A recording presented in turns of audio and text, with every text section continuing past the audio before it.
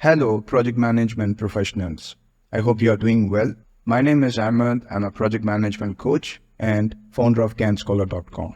In this video, we're going to learn about earned value management, everything we have in earned value management.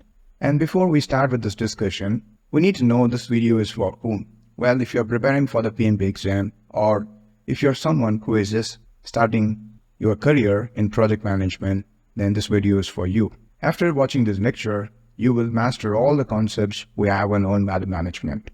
Before we start with this discussion, I want to give you some quick heads up. First, ensure that you take the required notes, because if you take notes, it will solidify your understanding about the concepts. Also, when you revise the learnings later, they're going to help you a lot. Second, this video is going to be a long one, so I ask you to take breaks to keep yourself focused. Third, make sure you adjust the playback speed. Let's say if you feel this video is going very slow and you want to speed up the video, well, you can do that. If you feel this video is going fast and you want to slow down the speed, playback speed, you can do that as well. End of the day, we want to learn well. Also make sure you do not waste your time. Alright, with that, let's get started with this discussion. We're going to use a very brain-friendly, practical approach to learn EVM concepts. So let's get started with the agenda. This is the agenda for this lecture. First, we will understand why we need earned value management, why people develop earned value management. So we need to understand that to learn any concept, if you know why people created something, then you can easily understand that concept. So that's what we're going to do first. Second, we will talk about what is meant by a performance measurement baseline. When it comes to earned value management, this is all about evaluating the project performance. If you want to evaluate the project performance, you need two things. First, you need the actual work performance data. We produce this data during execution, project execution. And the second thing we need to evaluate the project performance is a reference. Once we're done with the planning process, you know the scope of work and how much time we're going to take to complete that work and how much money we're going to spend. Once these things are finalized, we get these things reviewed by the key stakeholders and keep them aside as our reference. This is called baseline. So we'll talk more about performance measurement baseline in this discussion. We will create a performance measurement baseline for a construction project and understand how we create a performance measurement baseline. And then we will talk about the various EVM metrics. We have some data points like earned value, actual cost, planned value, and using them we will calculate metrics like schedule variance, cost variance,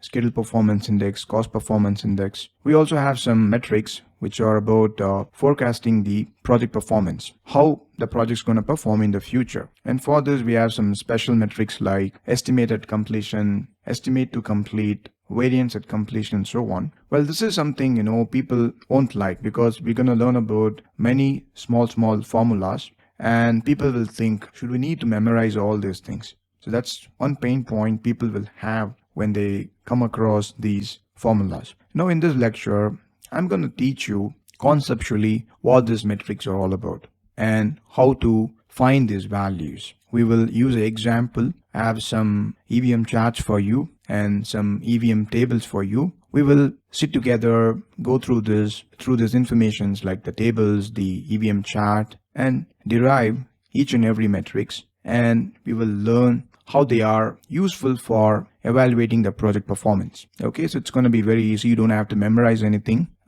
Just listen to this lecture and your brain will organically think and act when there's a need to apply these metrics or to calculate these metrics. And then we will talk about some PMP exam sample questions. Normally people will assume if I'm going to see any question from EVM, that's going to be math-based question, calculation type questions. In the question, I'm going to see few information like the planned value and an actual cost, and then I would be expected to calculate schedule performance index or estimated completion and so on. Well, to some extent this is right. As on today, when I make this video, in the PMP exam you're going to see 180 questions, and out of these 180 questions, roughly only one question will be a math question.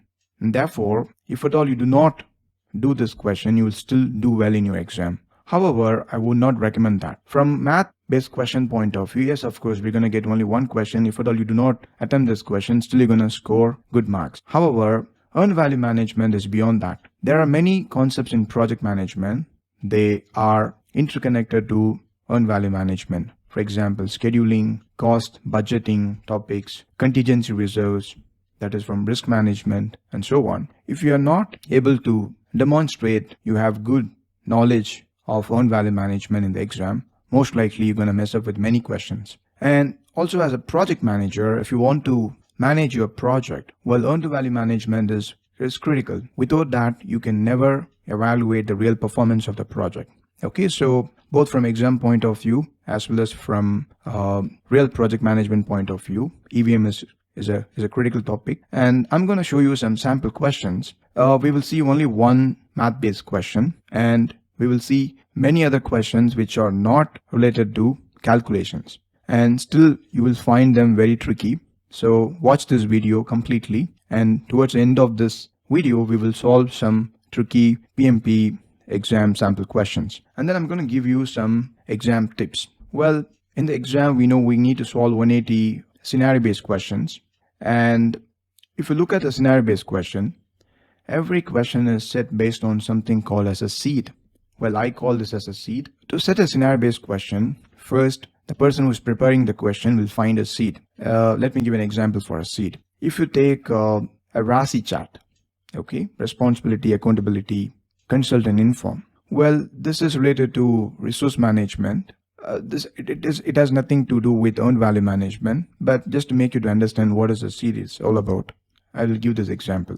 According to the RASI chart, it's not okay to assign more than one person accountable for a task. The reason is this will dilute ownership and create a lot of conflicts. So to avoid this, when you have a task, you can assign so many people as responsible, that is, people who have the obligation to do the work. But when it comes to ownership, that is accountability, we must only make one person accountable so that that person will be clearly aware of the fact that if this work is not done, he or she will be questioned. All right, so this is a seed. If you are making someone accountable, make sure they are the only person who is accountable for a task. Okay.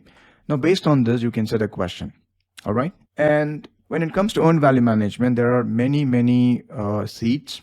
I'm going to give you all the seeds. And once you are thorough with this seeds, you can easily solve tricky scenario-based questions coming from earned value management. The moment you read a question, you will figure out, okay, I got it. I know this question is set based on which seed. All right. So that will increase your exam success rate, or that will promote your confidence level. You can the chances of you passing the PMP exam would become higher.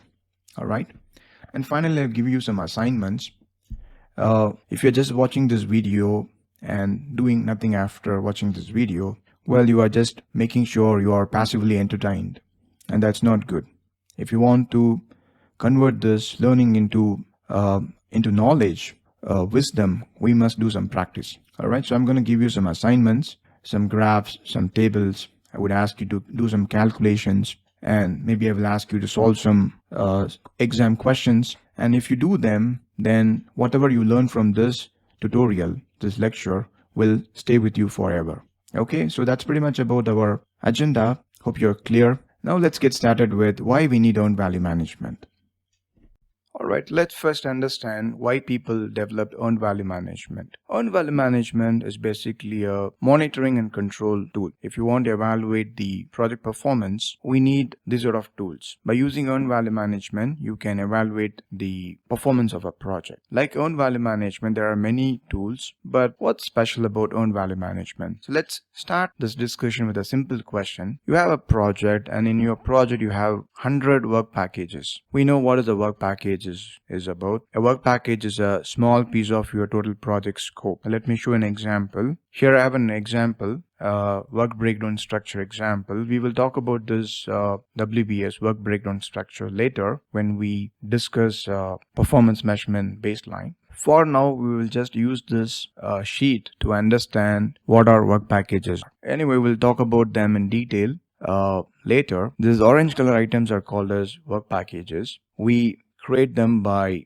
decomposing the total project work into smaller components. So here we have smart building construction. We first decompose this total project scope into many small components, and these items, what you see here, are called as level 1 decomposition, site preparation and foundation, and then we further decompose this particular component into 3 more elements, and these elements are called work packages because if you look at these elements, they don't have anything below them. Okay, so in this picture, all the orange color ones are called work packages because they represent a small piece of your total project scope, and if you are able to accomplish all the work packages, then we can say we are done with the total project scope. For example, let's say if you're done with the 3 items, you have accomplished this particular WBS component which is above these 3 items. Okay, the same with this particular item. So if you can accomplish all the work packages, then you will be able to say we have accomplished the items above them. When all the work packages are accomplished in the WBS,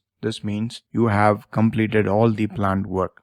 That is, the smart building construction has been done and delivered to the client.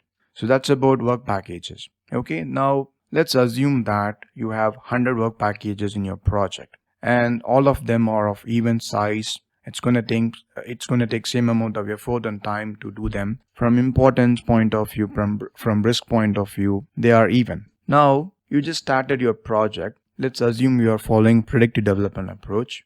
You're done with initiation. Here we completed the project chapter and then we started with the planning. We created the whole plan. We developed the scope baseline. We created the budget. We developed the schedule. And once we're done with everything, we came up with the project management plan. We got the approval from the key stakeholders. Your key stakeholders like the sponsor, client, approved your project management plan. And then we started the execution. Okay, normally execution will be the longest phase in a project because this is where we do the work. And then finally closure. You are done with planning and you started the execution some time back. Now you are in the middle of execution. You are somewhere here. Okay, now you are done with 70 work packages. So this is your total work. You have planned it during the planning stage. You finalized that we need to accomplish 100 work packages during planning. With that we started the execution and we are in the middle of execution and we are done with 70 work packages. Okay, you and your team members have accomplished 70 work packages. By looking at these two numbers, what is your opinion? Can you say this project is doing well? Well, you have planned to accomplish 100 work packages. All of them are of even size, equal importance. Now you are in the middle of execution. You are done with 70 work packages. This means you have accomplished 70% of the work, isn't it? So tell me, are you feeling good about this? What is the health of the project? Is your project doing well? Not well? Pause the video and think about it. Well, if you feel this project is doing well, your answer may not be correct. The reason is, I didn't tell you how much time they have taken to accomplish the 70 work packages. Let's say the total project duration is 12 months. And so far, your team members have spent 5 months. Let's say 6 months. Not 5 months. Let's say 6 months. Okay, I'm going to erase this. 6 months. So you are done with 6 months of your project schedule. And so far we have accomplished 70 work packages. These items are done and they are accepted by the key stakeholders. So now you tell me how this project is doing. Pause the video and think about it and tell me. You have spent half of the time and you have accomplished 70% of the planned work in half of the time. What's your opinion about this project? Is this project is doing well? Well, if you think it's doing well because in half of the time we have completed 70% of the work. That's something great, Ahmed. Well, still we cannot say because we do not have the cost information. Let's say we plan to spend $1 million to do this project. This is the total budget. So far we have spent $0.8 million. Now this is not a good sign because you have spent 80% of the budget to complete 70% of the work. This means you are spending more money than what you're supposed to spend. You have only 0.2 million left out with you.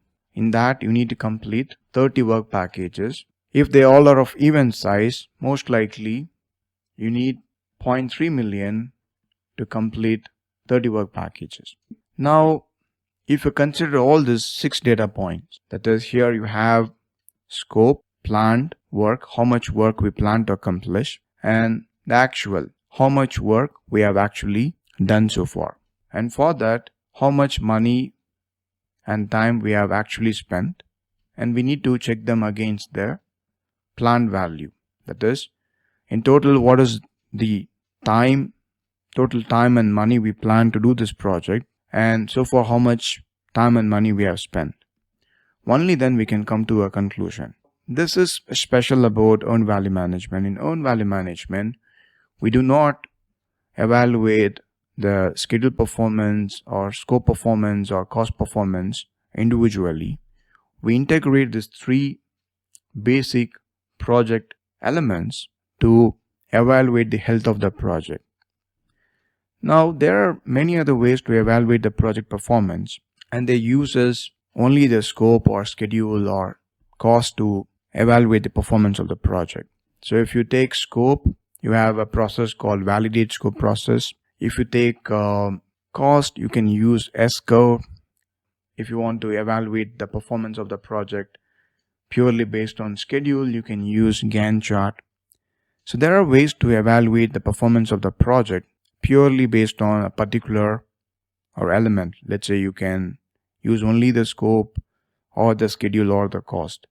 But the result what you get from them are not reliable, because if you just look at the scope and schedule performance of this project, they're doing really well. But if you consider cost as well, then you are seeing the real picture. And this is why people use earned value management. If you're going to integrate all these 3 elements, they become the performance measurement baseline. And we use performance measurement baseline to compare that with the actuals. Okay, so that's about earned value management. In earned value management, we consider 6 inputs to evaluate the project performance. First, from plan point of view, we take the work, that is the scope of the project. So we plan to accomplish 100 work packages, and from time point of view, we have in total 12 months time to complete this project. That's our plan. And from money point of view, we plan to spend this much amount of money, $1,000. And these are the first 3 inputs we need, and we'll get them, we will form them, we'll find these 3 values during planning. These 3 values put together make up the performance measurement baseline. We will talk about it later. So these are the 3 inputs we need, plus we need another 3 inputs, actual work done, and for that how much time we have actually spent, and for that how much money we have actually spent. So we need to have the 6 values to perform earned value management. And when we use these 6 values to compute the performance of the project, it's going to give a very realistic measure of the true project performance. Okay, so that's special about earned value management. As I already mentioned, if you want to just measure the scope performance of the project, you have processes like validate scope, number of deliverables so far done and got accepted by the key stakeholders. If you want to measure the schedule performance alone, then you can use Gantt chart, milestone chart, burn up and burn down charts in Agile. If you want to measure the cost performance alone, you can use the S-curve. However, sometimes they won't reveal the real performance of the project. They will mislead us. And that's why some smart project management professional adapted earned value management from finance analysis field and started using this technique somewhere from late 1980s. Even you will find earned value management in PMBOK first edition. So earned value management is all about integrating scope, schedule, cost, performance of the project to evaluate its real health. Now, let's understand how we perform this. If you look at this picture, this is a way how we do a project following predictive development approach. First, we initiate the project. So here we do the project charter. Then we do the planning. Planning is where we will finalize the scope. What are the deliverables we need to complete and deliver to the client to successfully finish the project. And we also plan the budget, resources, time to complete them. Once the planning is done, we go to the key stakeholders, ask them to review our plan, and if they are okay, we're gonna get their acceptance, their approval. Once they approve our plan, then we're gonna make the baseline. So what does mean by a baseline?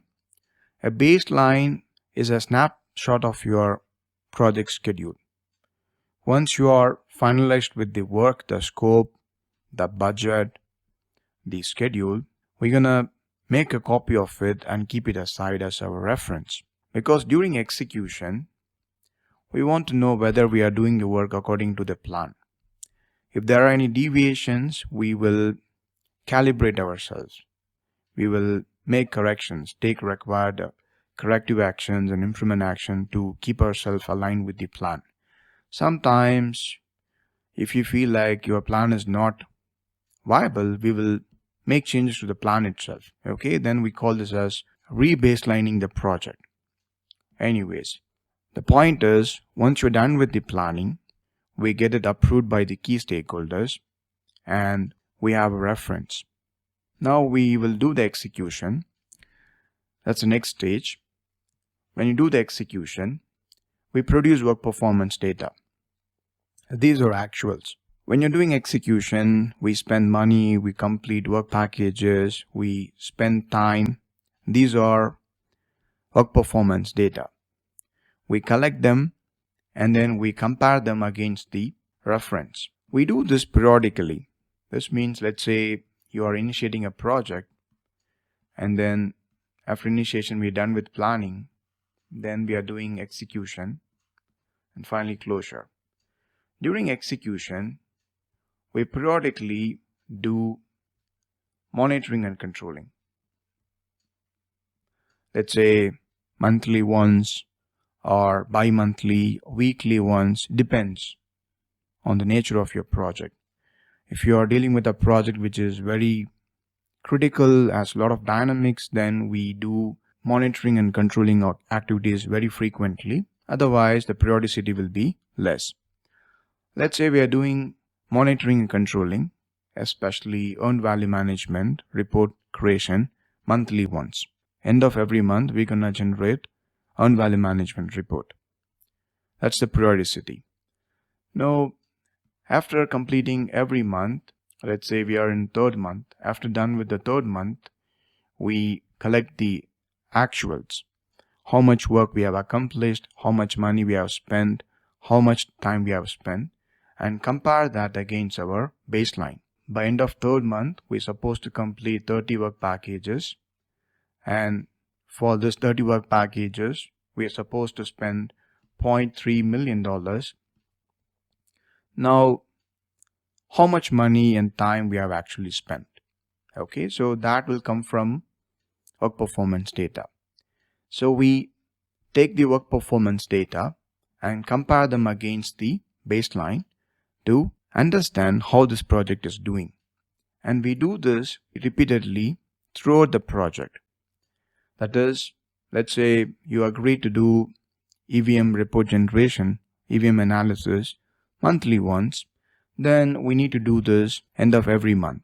Let's say you agree to do this weekly once, we need to generate this report, we need to perform earned value analysis, we need to calculate all the metrics end of every week. So this is a continuous process. We do this periodically throughout the execution phase. Alright.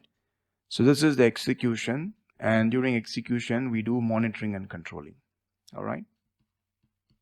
So that's the overview. And during closure, we collect all the earned value management records, put them in the project archives, repositories for the sake of proof. If someone in the future wants to audit your project and see how you did your project, then the earned value management report will help them to understand how you ran your project. Okay, it's a record. And earned value management is a super tool because as we integrate scope, schedule, and cost to find the performance of the project, whatever numbers you're going to produce, they are highly reliable. They indicate the real performance of the project. You will not be misled here. Okay, so that's the overview of earned value management, why we need earned value management, and how we apply earned value management in projects. In this slide, I have summarized what and all we discussed so far. When it comes to earned value management, we need three basic elements. First, we need to come up with the performance measurement baseline. That is something we produce after we're done with the planning process. Then, during execution, we collect the work performance data and we periodically compare the work performance data against the baseline to find out is there any variance. Okay, and this is called evaluating the project performance. So we want to know from schedule point of view, are we doing good? From cost point of view, are we doing good? By end of every month or every week, we want to know this. Okay, that's about evaluating the project performance. And this is where we compute EVM metrics. So when we compare this two set of values, we use some formulas, we do some calculations, and we come up with some numbers. These numbers will help us to understand whether we are behind the schedule or ahead of the schedule, or how the future of the project is going to be. Are we going to do well? And based on this, we will take the required corrective actions and preventive actions.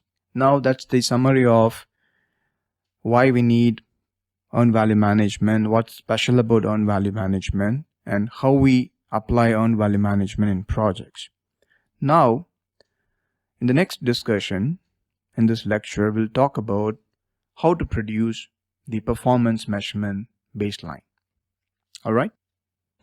Now let's talk about performance measurement baseline. Well, the performance measurement baseline is a snapshot of your approved project plan. Once you're done with the planning process, you know the scope of work and you will come up with a budget and a schedule to complete all the planned work. And once this is reviewed and approved by the key stakeholder, it becomes your approved plan. And your approved plan is your baseline, because in the future, whatever we do during execution, we're gonna measure our performance by project performance by comparing the actuals against this reference. And many project management softwares will have an option to baseline the plan. We just need to click a button and automatically the plan will be baselined. The tool will internally maintain a copy of your plan. You won't see that copy, but whenever you want to evaluate the variance, you just click some buttons. The tool, project management tool will automatically take the inputs, the actuals you provided, and compare them against this reference and provide you the delta. Okay, here you have spent more money, here you have spent less time or more time against the plan, and so on. Now, if you want to make the performance measurement baseline, first we need to come up with three elements. The scope baseline, that is the agreed work. What are the deliverables we promised to deliver and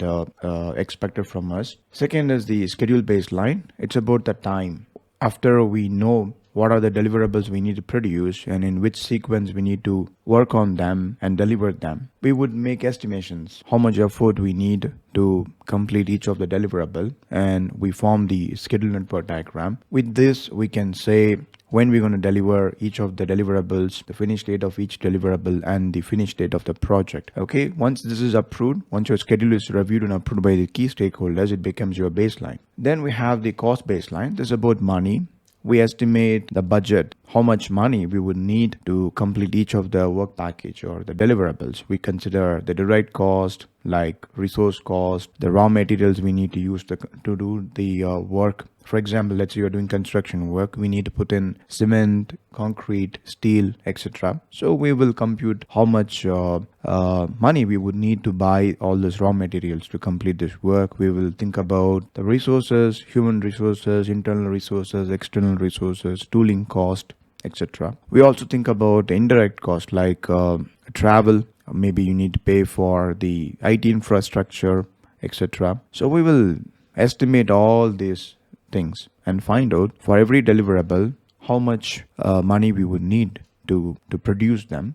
And then we add up all these estimations to find out the project total budget. Okay, so this will be your baseline. Inside your baseline, you also have your contingency reserve, the money needed to manage identified project risk. So once you have the scope baseline, schedule baseline, and cost baseline declared, now it's time to integrate all the three to form the performance measurement baseline. Okay, I will show you with an example how we integrate all these three elements. It's a simple act. We will see this in a moment. And we know that performance measurement baseline is the outcome of the planning process. Let's say you initiated a project and then you are done with the planning, and then you're going to go for execution, then closure. Here you do monitoring and controlling. But here, when you reach this point, you will be having the performance measurement baseline. So without that, you cannot begin the execution. We should know clearly what and all expected from us, what work we need to do, and for that how much time we have, and for that how much money we budgeted to spend. Okay, so the performance measurement baseline is the outcome of the planning process, and once we begin the execution, we get the actuals.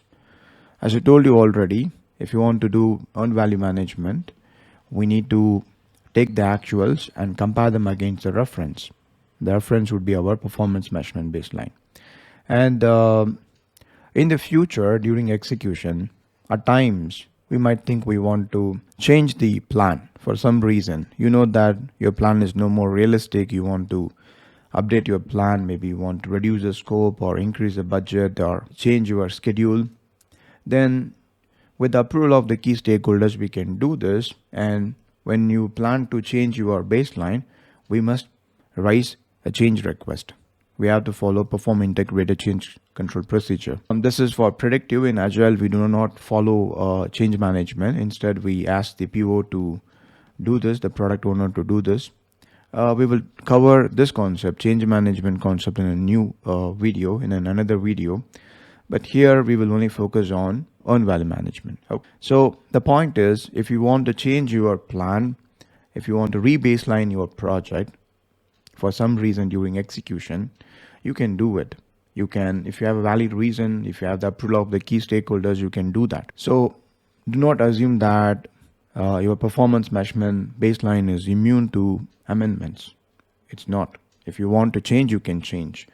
Then make sure you have a reliable performance measurement baseline, because it's going to act as the reference. Let's say you do not have a reliable reference, then the deviations you're going to find by comparing the actuals against this reference may not reflect the real situation of the project, isn't it? So you need a reliable, well-developed performance measurement baseline. In the future, in case if you feel like this plan is no more viable, then you need to re-baseline your plan. All right. So you need to make changes to the project management plan and come up with the new performance measurement baseline. And going forward, we need to use that new performance measurement baseline for evaluating the health of the project. That is, if you want to do earned value management in the future, after we made changes to the performance measurement baseline, we need to use the new performance measurement baseline. We call this process as rebaselining the PMB. All right, that's pretty much about the performance measurement baseline. Now let me show you how we prepare a performance measurement baseline. Here you have a table. This is an example of a performance measurement baseline. In this column, you have the work packages. We have some 27 work packages listed here. This is the scope of a project. We promised to our customer that we will deliver all these 27 work packages before we close the project. Okay, and we estimated that for every work package, we need some amount of effort. Let's say the time required to complete this work. To keep the discussion simple, I assume for all these work packages, we need 5 days of time. In real life, you won't see a plan like this. This is something very unrealistic. But, to keep the discussion simple, we assume for every work package, we estimated and found that we need 5 days of effort. This is an assumption. And based on this, I have created the start date and end date. So you're going to start the first work package, start doing this first work package the beginning of calendar week 1. It's going to take 5 days of effort. This means by end of that calendar week, you will be done with this particular work package because it's going to take 5 days of effort. The same with the next one. So I'm going to start this work on beginning of calendar week 2. By end of calendar week 2, I am expected to complete this work. So this is our plan. This is the expectation. We forecast, we anticipate that this work will not take 5 days of time. And if you start this work the beginning of calendar week 2, and if it's going to take 5 days of effort to complete this work, by end of that week, you will be done with that work. Okay. So we have a plan. So this is a schedule component. Effort, number of days or number of hours needed to complete each work package. And based on that, we define the start date and the end date. So if you're going to start this on a particular date, if it's going to have 5 days of time, you can calculate when it will end, finish date of the task. So we have the schedule component here. These 3 columns are meant for schedule. And the final one is the budget. Okay, so we know we estimated how much money we would need to complete each of these work packages. So we found that, for example, to complete the first one, we need $3,000. To complete this particular item, we need $25,000 and so on. Again, these are estimations. Estimations are in a way guesswork, but we make educated guesses. Remember that. We have many estimation techniques like analogous estimate, parametric estimate, 3-point estimation technique, bottom-up estimation technique. We use the appropriate estimation techniques to come up with the estimates. So this is our cost component. Okay, so this is your cost baseline. Once this is reviewed and approved by the key stakeholder, this will be your cost baseline. And this part is your schedule baseline. Once your schedule is reviewed and approved by the key stakeholders, it becomes the schedule baseline. And this is your scope baseline. What and all we promise to deliver. You cannot close a project unless you deliver all the agreed items listed here. Let's say if you want to remove some items or add new items to this one, then we have to follow change management procedure. So during execution, if you want to add a new item to the scope or change the estimation or the duration for some of the tasks, you can do. There's nothing wrong, but we need to follow change management procedure. When we do that, you are actually modifying your project management plan, which means you are actually changing the performance measurement baseline. You are rebaselining your performance measurement baseline. Okay. Now let me show you something. Let's look at this picture. So you would have already seen this WBS. It all starts with what is expected from us. Let's say you want to construct a building, smart building with a lot of hi-fi stuff like sensors, rainwater harvesting systems, intelligent lighting system, and so on. So I have first decomposed these items into smaller components, because if you try to estimate and find how much time and money you would need, resources you would need to complete this work at this level, it would be very difficult, right? I always ask this question to my students, learners in my batch. If you want to eat a pizza, what you would do? If you want to eat a pizza neat and clean, what you would do? Well, many of them will tell me we need to slice it. Definitely, right? So that's the same applies to project management. If you try to assume this is your whole pizza, if you want to eat this one neat and clean, slice it. You should slice it. All right.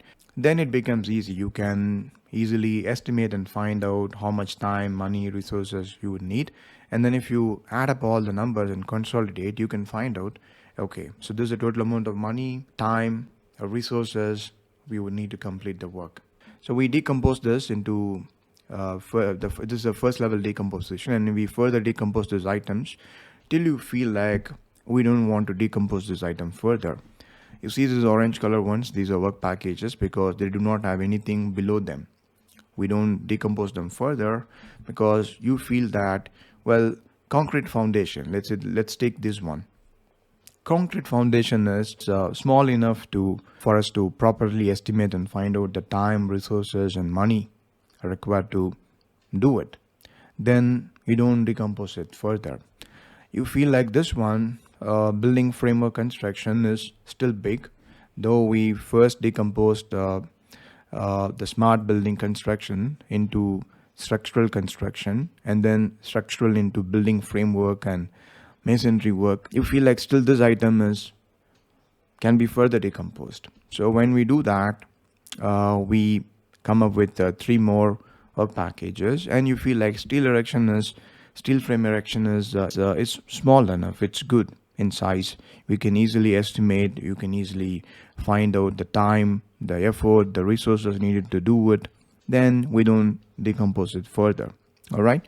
So that's how we create work packages. All the orange color ones are work packages because they do not have anything below they are the smallest things you will find inside the WBS, and I would say they are the rock bottoms. Below them, you won't find anything. Okay.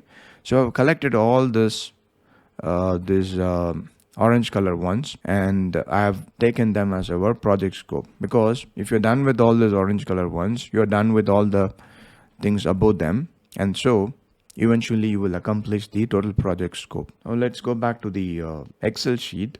All right. So now this is the table you have seen before. This is the scope. I've captured all the work packages.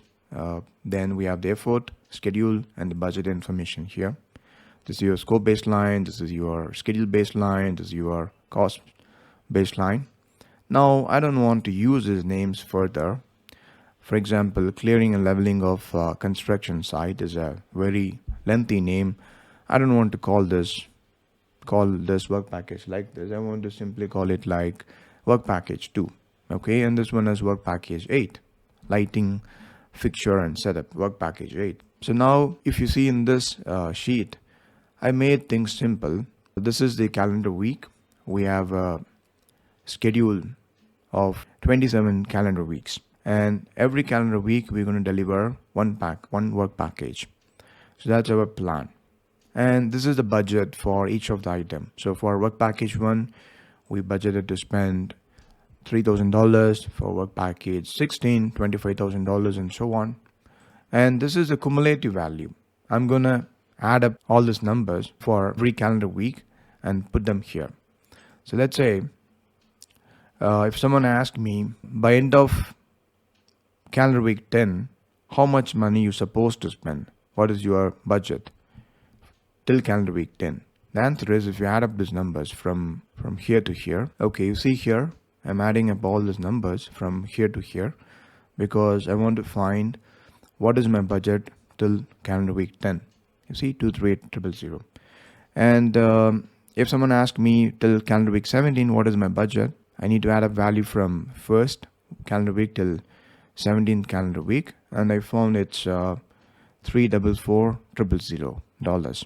Okay, so $344 So that's about this column, and this is the planned work packages planned to complete. So if someone asks me by end of calendar week 15, how many work packages you plan to accomplish?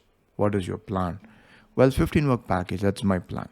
By end of calendar week 15, I'm supposed to complete calendar work package 1 till work package 15. Okay. So these are cumulative values. This is the cumulative cost. This is the cumulative value of the planned work for every calendar week. Now using this, I formed this chart. You see this chart. In x-axis, you have the calendar. That's the common axis for money and scope. So you would see money in this y-axis, this side on the left-hand side, and scope, work packages count on the other side, on the left-hand side, right-hand side, I'm sorry. Okay. Now this blue color line is our performance measurement baseline, the planned value. How much money you plan to spend. So if you ask me by calendar week 13, what is my plan? I'm supposed to complete. This bars represent the planned work. How many work packages we supposed to complete by end of calendar week 13. So according to this bar chart, if you take calendar week 13, I'm supposed to complete 13 work packages. If you take calendar week 15 work packages. Look at here. If you take calendar week 15, we're supposed to complete 15 work packages, isn't it? The same here. And from cost point of view, by end of calendar week 13, I'm supposed to complete 13 work packages. You can see that here in this side, on the right hand side. And for that, how much money are you supposed to spend? $252 dollars. Okay, so that's here in this side. So this blue line represents our budget. All right, and this line is called as planned value. We'll talk more about planned value in the upcoming discussion. Anyways, now you got a big picture of what is meant by performance measurement baseline. I also want to show you how this looks like in an MPP sheet. So here I have a project planner for you. I've done this using MS Project. You could see all the work packages in this column. All the white ones you have here are the work packages, and this one, the ones in color like blue, green, and gray are the components above the work packages. Okay, so this green color one are the one level above the work packages, and the gray color one, the yellow color ones are two level above the work packages, and the blue color one is the total project scope. And we always do estimations planning at work package level. In MPP we call them as tasks. I have made a complicated plan here. I didn't assume every task is going to take 5 days of time. Okay, here I've used calendar weeks as unit, not days. These three columns are about the schedule component. This is about the scope component. So this is agreed scope, and this is the schedule related information. So this is the duration estimated for each task: 2 calendar weeks, 2 calendar weeks, 3 calendar weeks, 10 calendar weeks, and so on.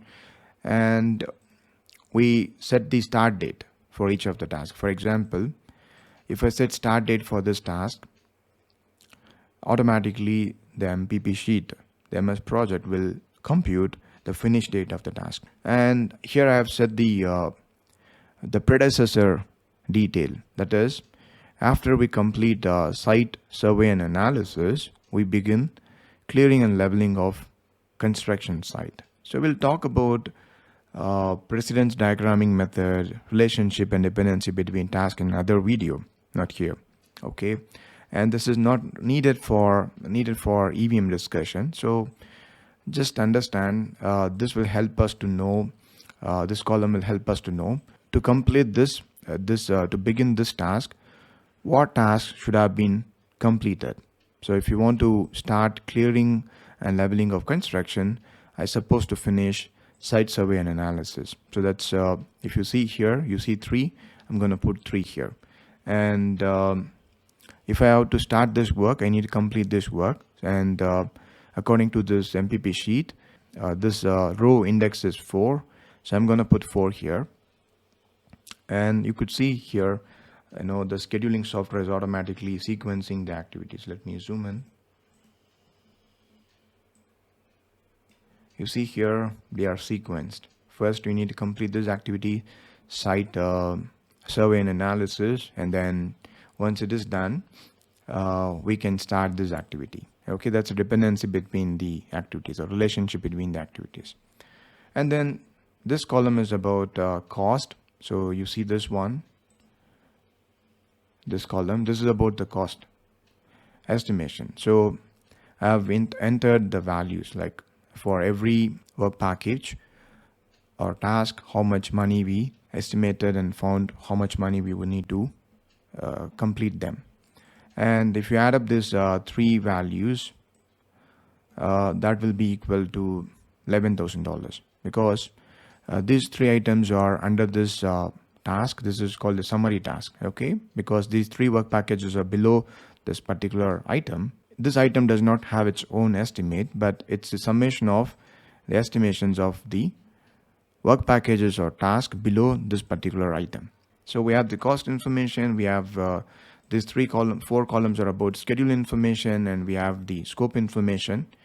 Once you're done with this plan, you're going to review this with your key stakeholders, and if they're okay with this, they're going to approve your plan.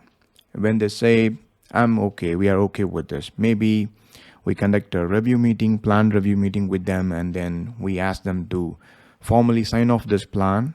Once you have their agreement, then this is our reference. We're going to baseline this. I will show you how to baseline this in MS Project. Go to Projects and this particular menu and click on this button. Okay, Project Information. Okay, and if you click on Statistics, this button, you will find there's no baseline. This plan is not baseline so far. You could see baseline NA and NA here, and we also didn't enter the actuals. We just have the plan. That's called as current plan. Now we're going to baseline this plan, and because you didn't baseline, you don't see the variance as well. Baseline will be your reference. Current is your current plan, and once you do baseline, you will create the reference, the performance measurement baseline. And later, when we do the execution, we enter the actuals in some designated columns, and the project management software MS Project will automatically calculate the variance. Okay, now let's see how to do baselining. Now I'm gonna baseline this. You have to go to this button, set baseline. Click on this button. You see here, set baseline. I'm gonna click this one. Okay, it's asking me, shall I set this as the baseline? In MS Project, you can set in total 11 baselines. It's the maximum number of baselines you can create. Normally, we maintain only one baseline. We update the baseline if you want. We don't want to create separate new baselines later.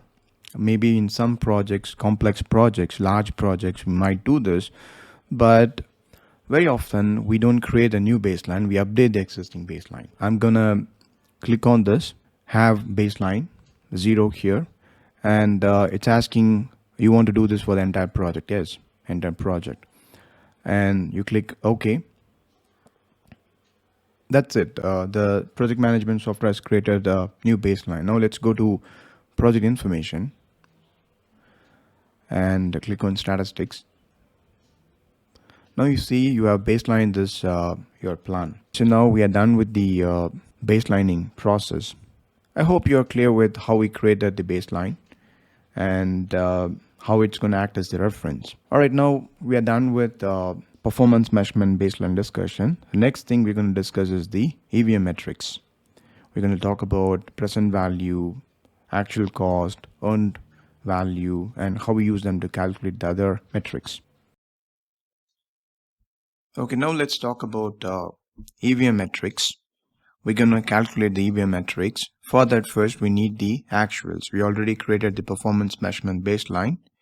Now we also need the actuals. End of the day, EVM is a monitoring and control tool. Once we started the execution, we get the work performance data like how much work packages so far we completed, task completion dates, how much money so far we have spent. These are work performance data. We collect them and compare them against the baseline to find deviations, whether everything is okay or do we have any deviations. If so, what actions we need to take to address those deviations.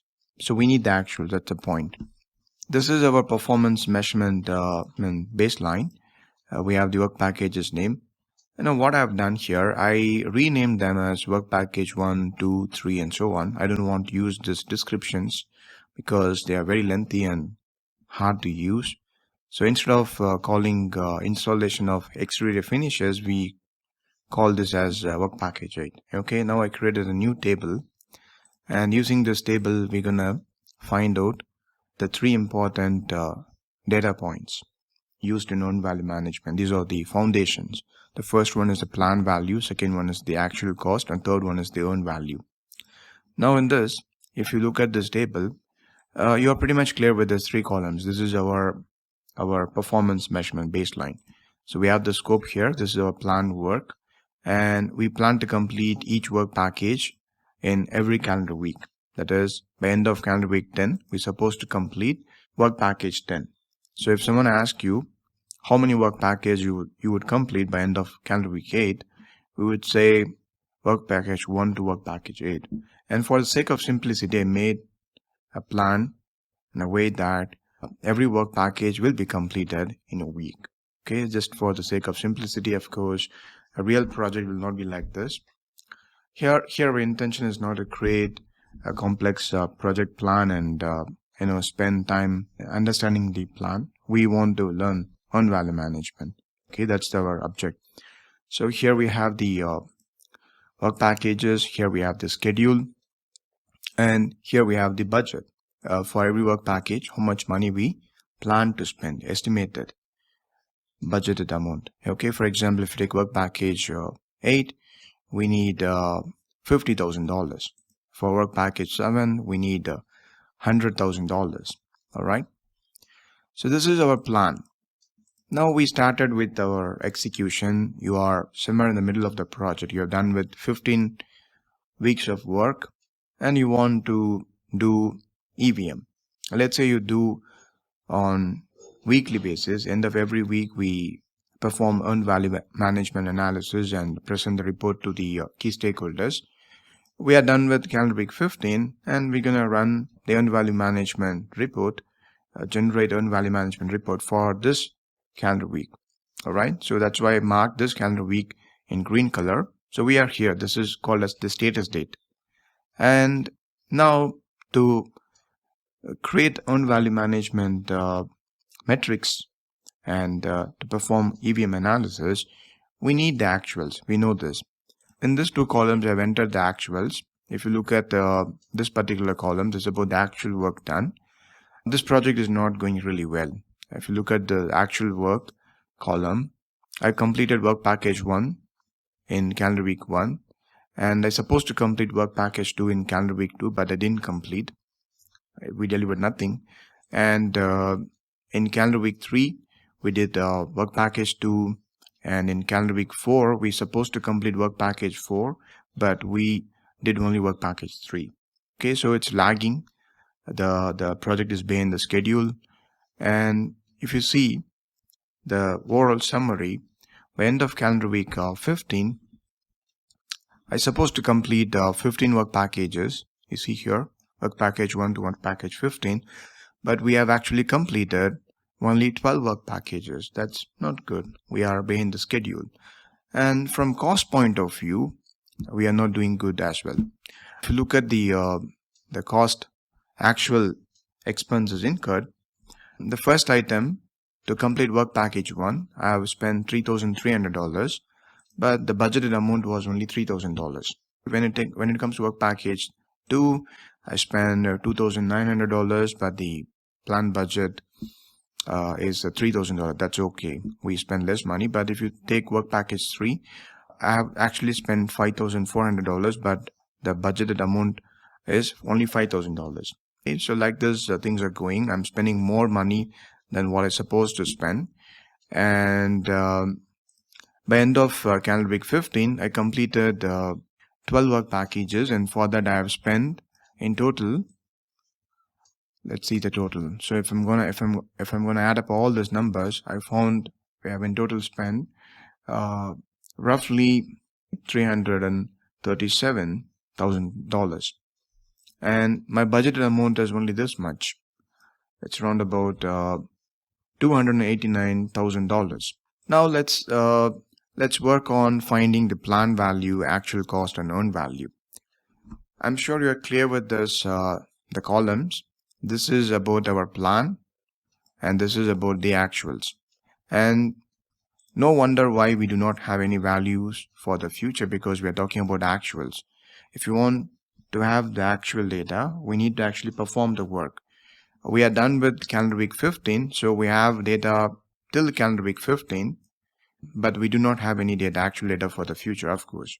If you want the actuals, you need to really perform the work, and we yet to perform the future work, and therefore you won't find any value for the future, actual values for the future. Okay, now we are running EVM analysis till calendar week 15, and for that first we need 3 basic data points.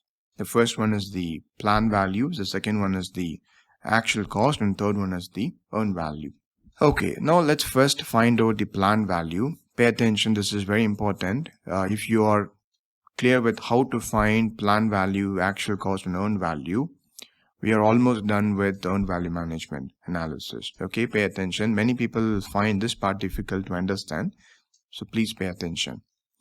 Let's talk about planned value. Planned value is made of two pieces of information. First, work and money. All the three are made of work and money. Work is the scope.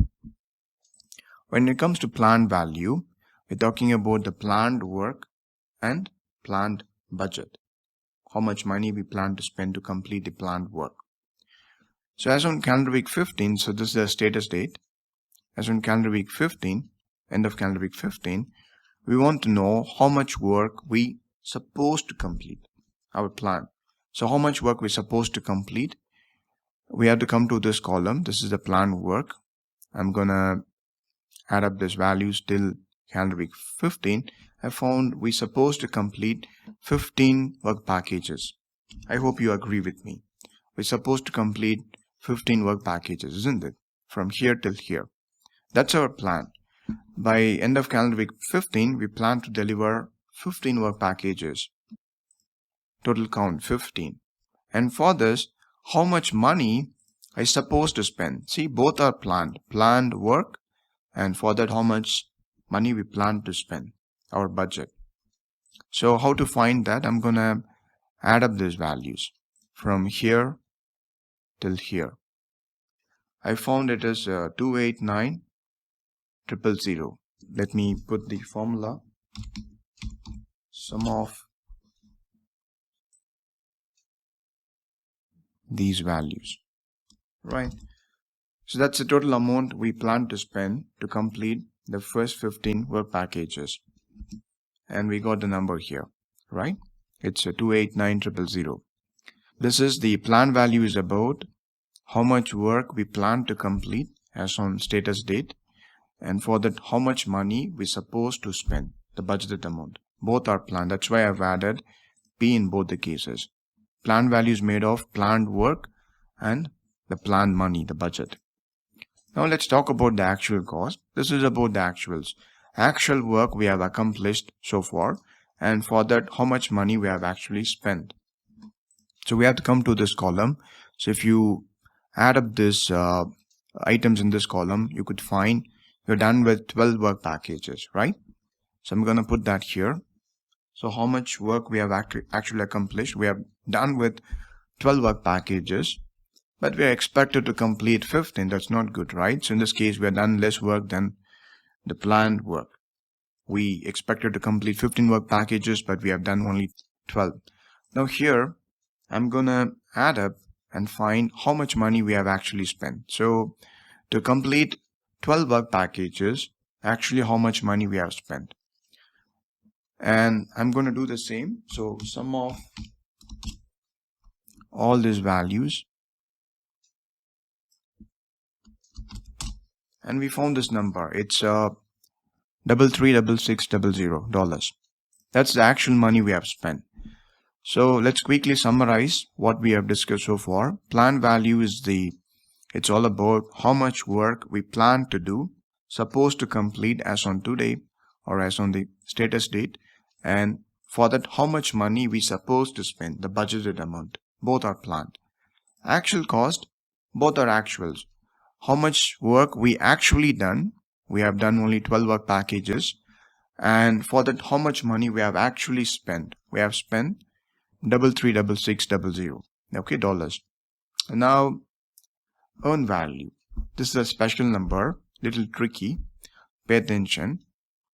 Earned value is not like planned and actual. In planned value, both are planned work, and for that planned money, the budget. Both are planned. In actual cost, both are actual work done and actual money spent. When it comes to earned value, we're talking about the actual work, but we want to know how much money we're supposed to spend for the actual work done. So let's say, if you ask how much work we have actually done so far, as on calendar week 15, it's easy to say. So we come to this column, we count how many work packages so far we have delivered, 12. So it's going to be the same as actual cost. But this one is special. To complete 12 work packages, yes, we understood you have actually spent $3,366,000, but how much money you are supposed to spend, authorized to spend to complete 12 work packages. So I'm coming here to this column, and I know that here I have the work packages. So to complete 12 work packages, we are supposed to spend only this much amount of money. I hope you agree with me, isn't it? Right? Don't add up all those numbers till calendar week 15, that is till work package 15. That's about plan value. We are only talking about how much work we have actually done, that is 12 work packages. That's the actual work we have accomplished so far. But don't talk about the actual money spent.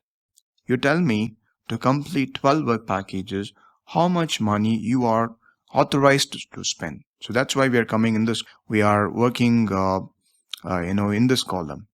So I'm going to add up the numbers from here to here. So I will put summation of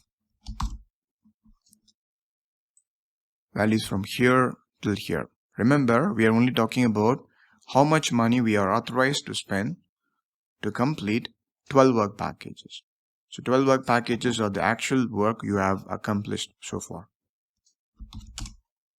And we found it's close to 250 or 251 kilo dollars. All right.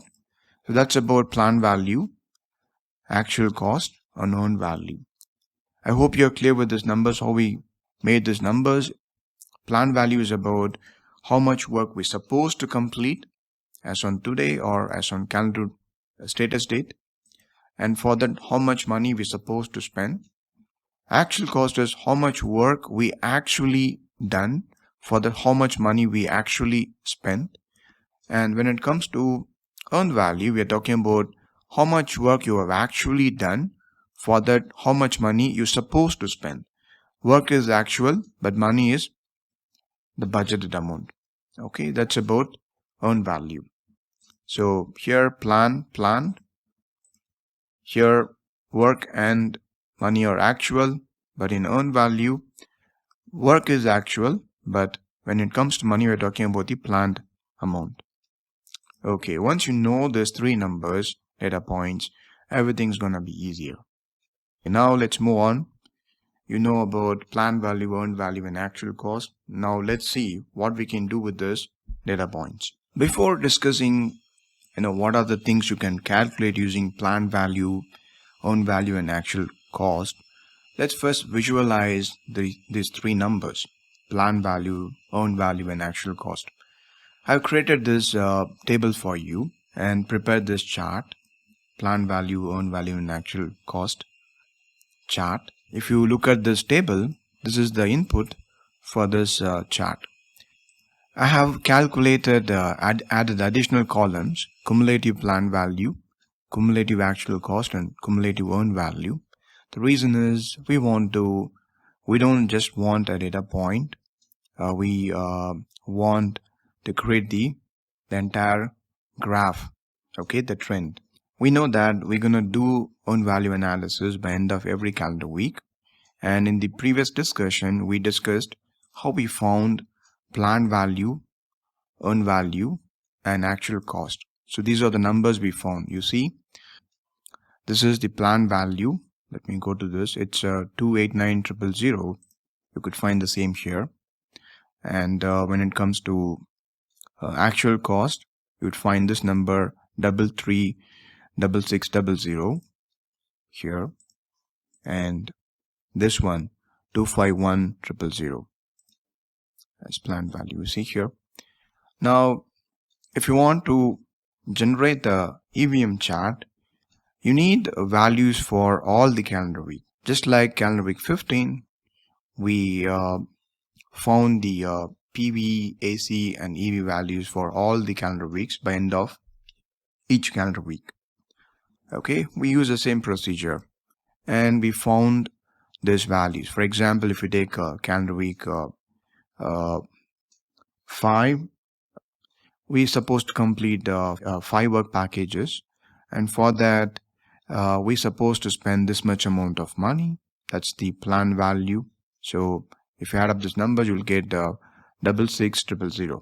Okay, then I have completed only 3 work packages, and for that I have spent this much amount of money. So I'm going to add up these numbers, and I found that it's 11,600. But for completing 3 work packages, how much money I supposed to spend?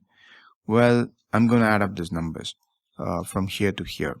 That's the budgeted amount, okay, for these 3 work packages, and I found that it's equal to $11,000. So that's how we made this column.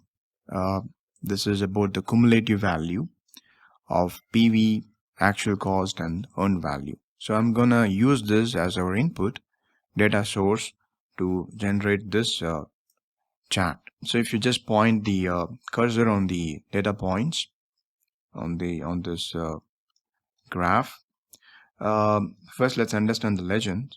The blue color one is the baseline, the planned value.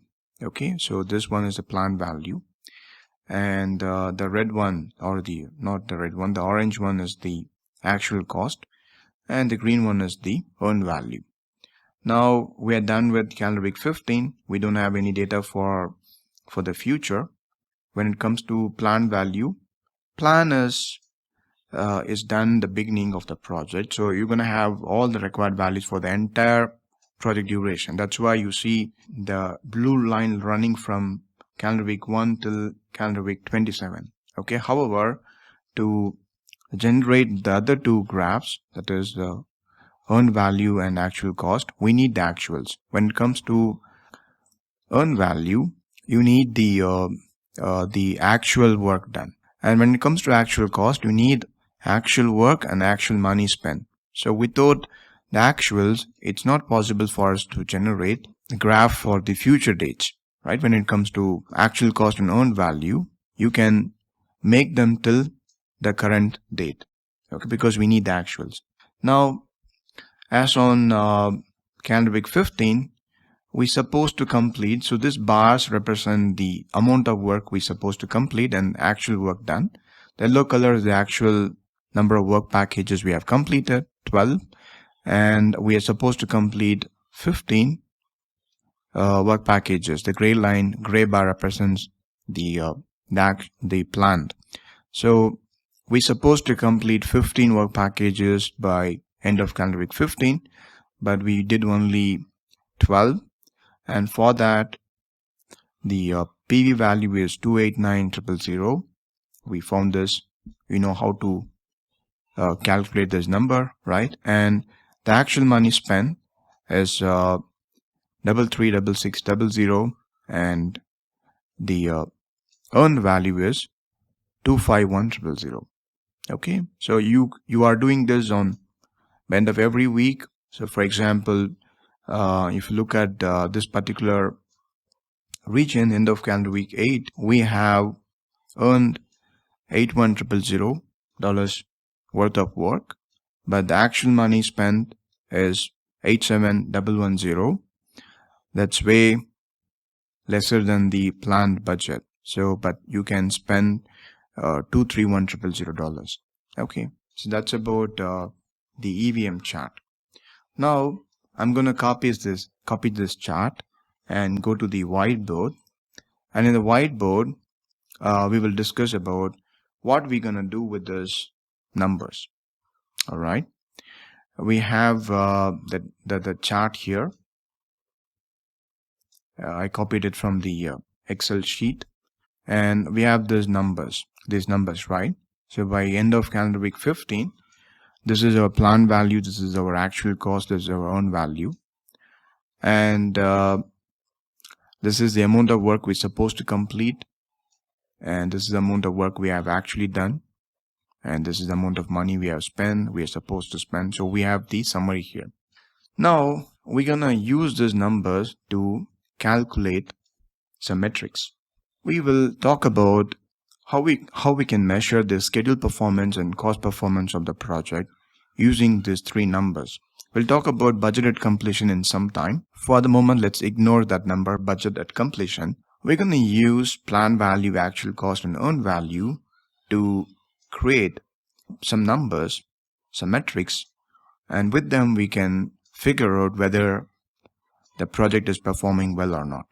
Alright, so you can evaluate two things using these numbers. First, you can evaluate the schedule performance of the project, and you can also evaluate the cost performance of the project. To evaluate schedule performance of the project, you need to calculate something called schedule variance, or you can calculate something called schedule performance index or condition. Okay, so you don't have to calculate both. You will understand why in a moment. Same with cost performance. If you want to compute the cost performance of your project, you either calculate cost variance or cost performance index. Now, to calculate these numbers, we need to use PV, AC, and EV values. So we have three values here. Out of the three values, for each one, we need to use two values. So we have EV, PV, and AC. So we're going to use these three values to calculate schedule variance, cost variance, schedule performance index, and cost performance index. However, for each calculation, you just need two out of these three values. Now, we're going to form the formula here. And after that, we will calculate the schedule performance and cost performance of this project using these formulas. So to calculate schedule variance, schedule performance index, cost variance, and cost performance index, we need some formulas, right? Now first, for each of this calculation, we need two out of these three values. I told you already. These are very simple formulas. You can simply memorize them, but for some of us it would be difficult. Maybe during the examination, because of the exam pressure, anxiety, we might forget these formulas. So I'm gonna teach you a trick. You can use this trick to remember these formulas. End of the day, this is all about earned value management. So all the formulas gonna start with EV value. I've told you we're going to use two of these three values. So first we will pick the EV value, and that's going to be the first variable in all the four equations. Now we need to use the second variable. We need to pick the second variable. Before that, let's decide the mathematical operator. Variance means what? You will do addition or multiplication or subtraction. Variance is about delta, right? So we're going to do subtraction. So we will use minus here. So that's about schedule variance. Also for cost variance, we're going to use subtraction. So we are done with the mathematical operator. When it comes to schedule performance index and cost performance index, index means what? This is about division, right? If you want to find index, we do division. We don't do addition or subtraction or multiplication. We do division, right? Index means factor. So the mathematical operator we're going to use here is the division sign. We put the division here and here. Now it's time to find the second variable. We already used the EV value. Now you're left out with PV and AC. You don't need both of them for all the four equations. We just need only one out of these two. First, we will complete cost performance. So cost performance, cost variance, and cost performance index, they start with C. And out of these two values, PV and AC, find out which one has C in it. AC has C in it, right? So I'm going to pick this value. I'll put that here, AC. Also here, AC. Okay. Now we are done with PV, EV value, and AC value. You are left out with PV value. So I'm going to use that for SV calculation. PV here, PV here. Boom, we got all the four formulas. I know some of you might think I can easily remember these formulas. No problem. Then it's well and good. In case if you need any help, support to remember these formulas, well, use this trick. All formulas will start with EV because this is earned value management. And when it comes to mathematical operator, we need to use subtraction. When it comes to variance analysis, when it comes to performance index calculation, we need to use division. And for CV and CPI calculation, we must use the variable with C in it. So AC has C in it, so I'm going to use that as a second variable here and here. And we are left out with PV, so I'm going to use PV here and here. Another thing to check whether your formulas are right is to ensure CV and CPI calculation starts with C and ends with C. Alright, so you have all the 4 formulas with you, and you also have the values with you. You have the PV value, AC value, and EV value. Now it's time to do the calculations. Alright, now let's do the calculation. In this case, the EV value is 25100 minus the PV value. So PV value is 289000, right? When it comes to CV, it's the same 25100 minus AC value 336600. When it comes to SPI, EV value is 251000 divided by, not subtraction, divided by 289000. In this case, same values, instead of subtraction, we're going to use division. Okay, 251000 divided by 336600. Okay, now I'm going to do the calculation. You can also do it at your end. So for SP, so it's minus 38000. When it comes to SPI, it's 0.86. For CPI, it's 0.74. Alright, now we calculated all the 4 values. I have marked them in green color, you see here. Alright, now we got the numbers. We calculated schedule variance, cost variance, schedule performance index, and cost performance index. Now the question is, what we can do with these numbers? How we need to infer these numbers and find out whether we are doing good or not. For that, you need to use this lookup table. After doing this calculation, you could figure out how your project is doing. When it comes to schedule variance, if you're talking about schedule variance and cost variance, variance analysis, you need to use this table. If you had calculated SPI and CPI value, then you must use this table. The simple rule of thumb is, if you are doing variance analysis, either it's schedule variance or cost variance, if you get negative number starts with minus symbol in SP and CV calculation, this means things are not good, things are bad. Alright, so if you're calculating SP and CV value, if you get negative numbers, then things are not good. If you get a negative number in SV calculation, you are behind the schedule. And if you get a negative value in CV calculation, you are spending more money than what you're supposed to spend, overspending. Okay. If you get 0, this means everything is okay. If you get 0 in SV calculation, this means you are on schedule. If you get a 0 in CV calculation, then this means you're on budget. You are not spend more money than the planned budget, neither more money nor less money. Okay, you are on budget. This is good.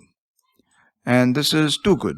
If you get a positive number, alright, then this means in case of SV, if you get a positive number, this means you are ahead of the schedule. You are doing more work than the planned duration. If you get a positive number after doing CV calculation, this means you are spending money lesser than the planned budget. This is also a good situation. So 0 is okay, Positive numbers are double okay, but when it comes to negative numbers, we have a problem. So it's easy to remember. Negative is bad.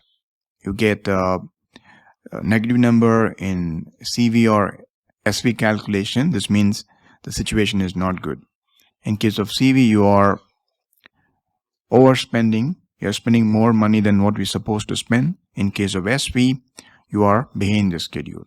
In case if you have calculated SPI and CPI value to evaluate the cost and schedule performance of your project, then you need to use this table. Anything lesser than 1 is no good.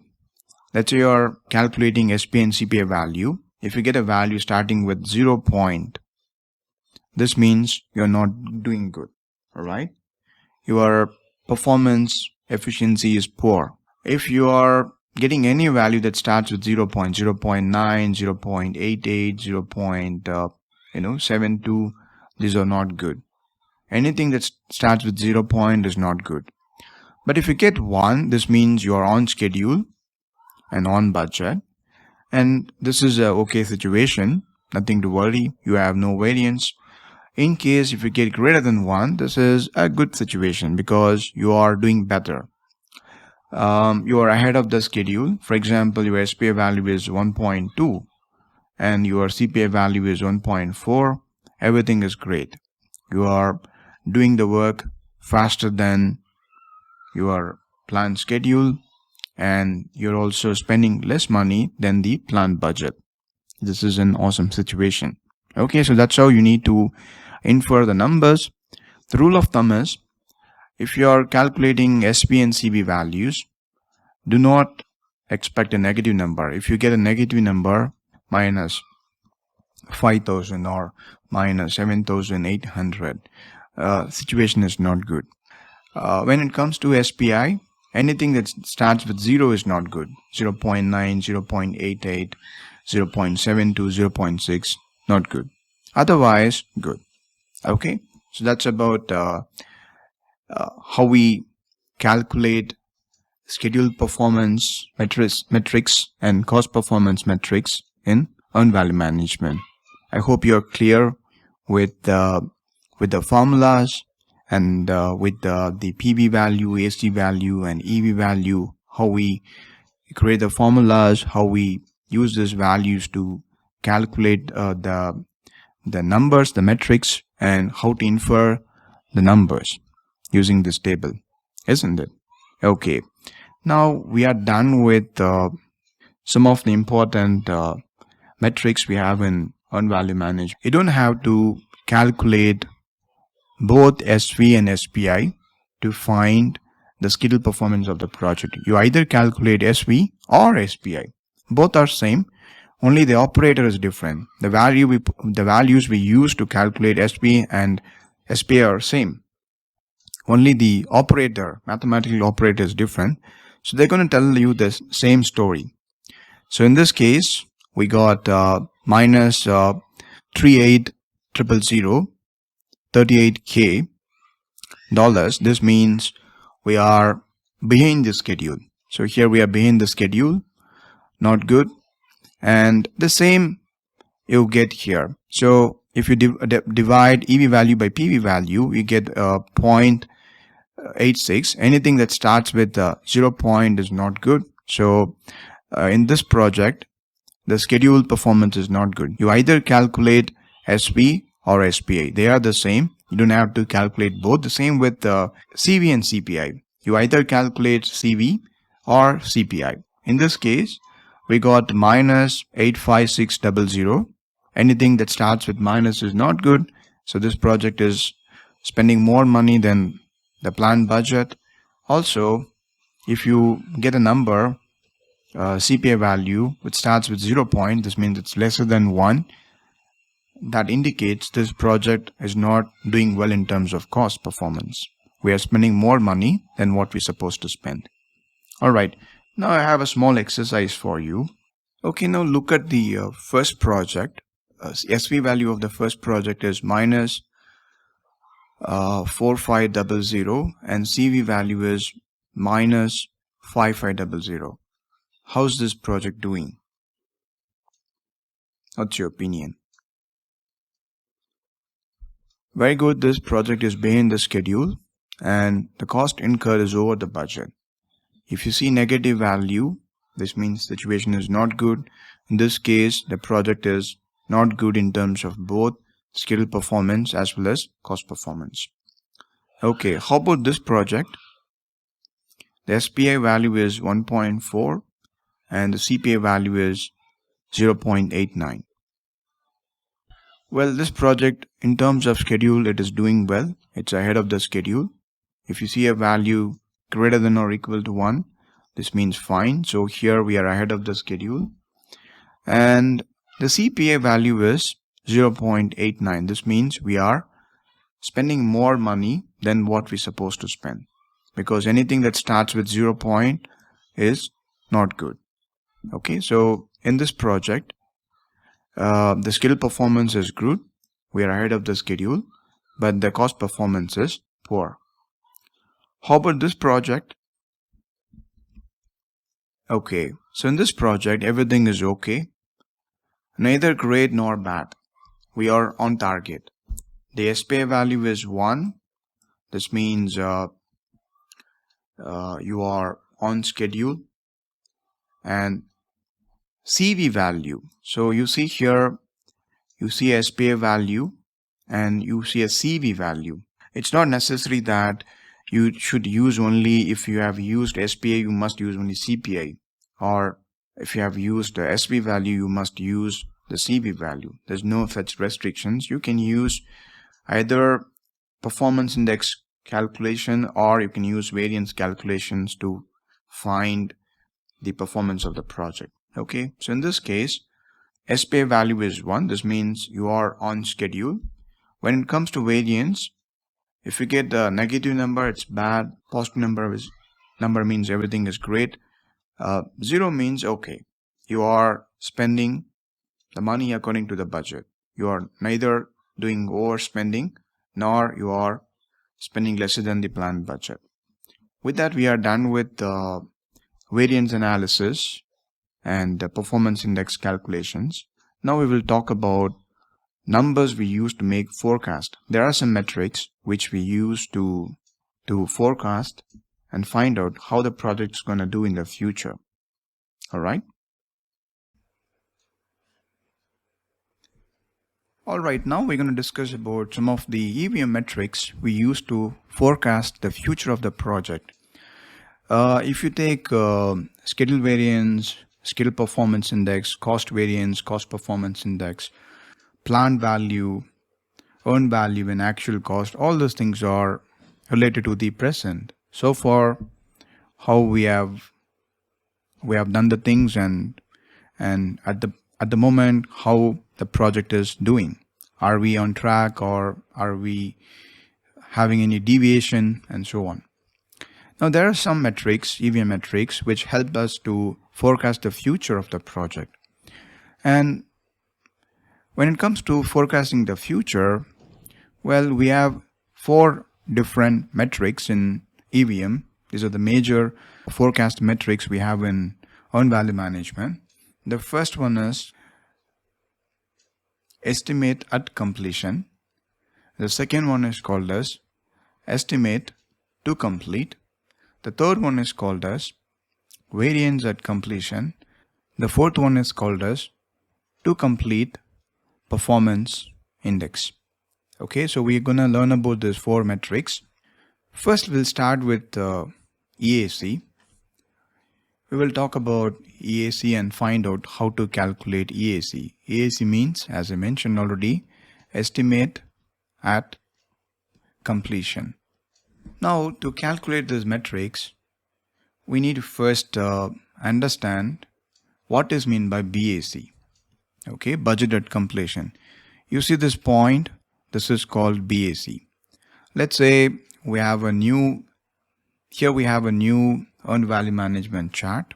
This is different from what we created for the previous discussion.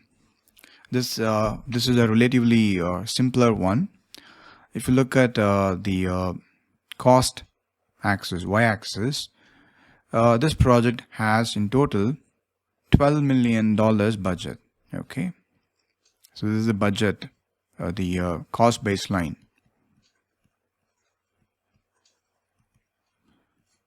Of this project. So we have $12 million, and BAC is also called as total PV. This $12 million what we have here is called as BAC, otherwise called as budget at completion. If you take this curve, this chart, that is a blue line, we know this is the PV value, right?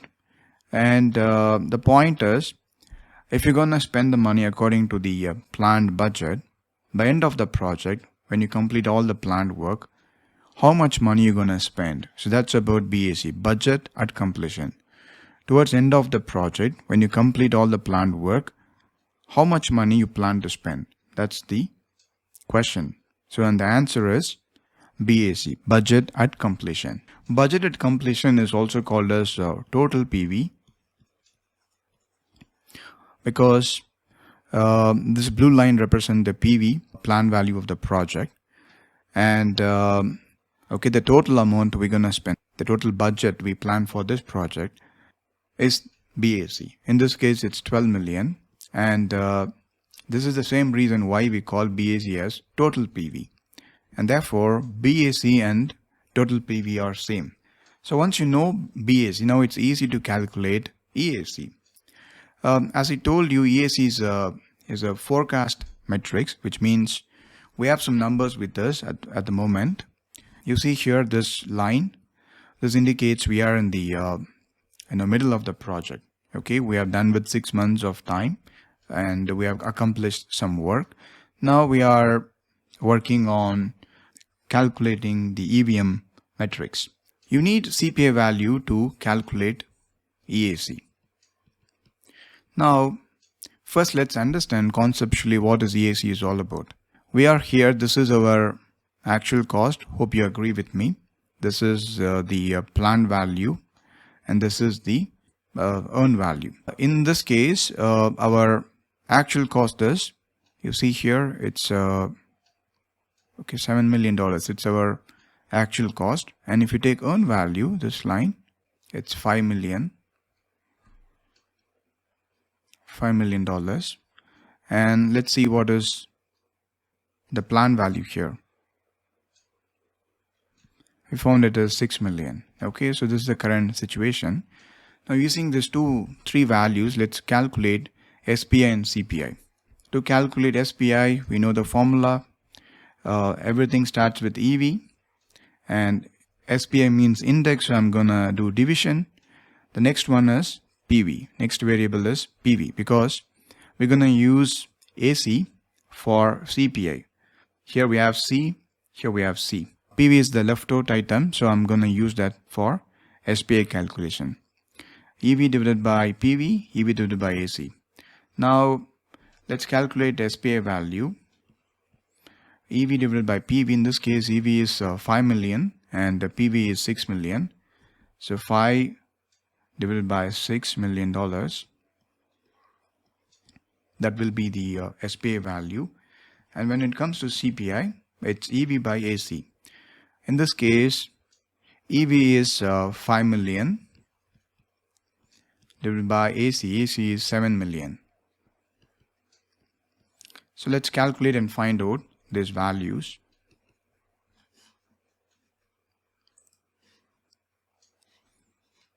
Okay, now I have calculated the numbers and found CPI value is equal to 0.7 and SPI value is equal to 0.8. This means this project is neither doing well in terms of schedule nor doing well in terms of cost. Both are bad. Now I need this value, CPI value, to calculate EAC. So we know that CPI value is equal to 0.7. Also we need the BAC value, budget at completion.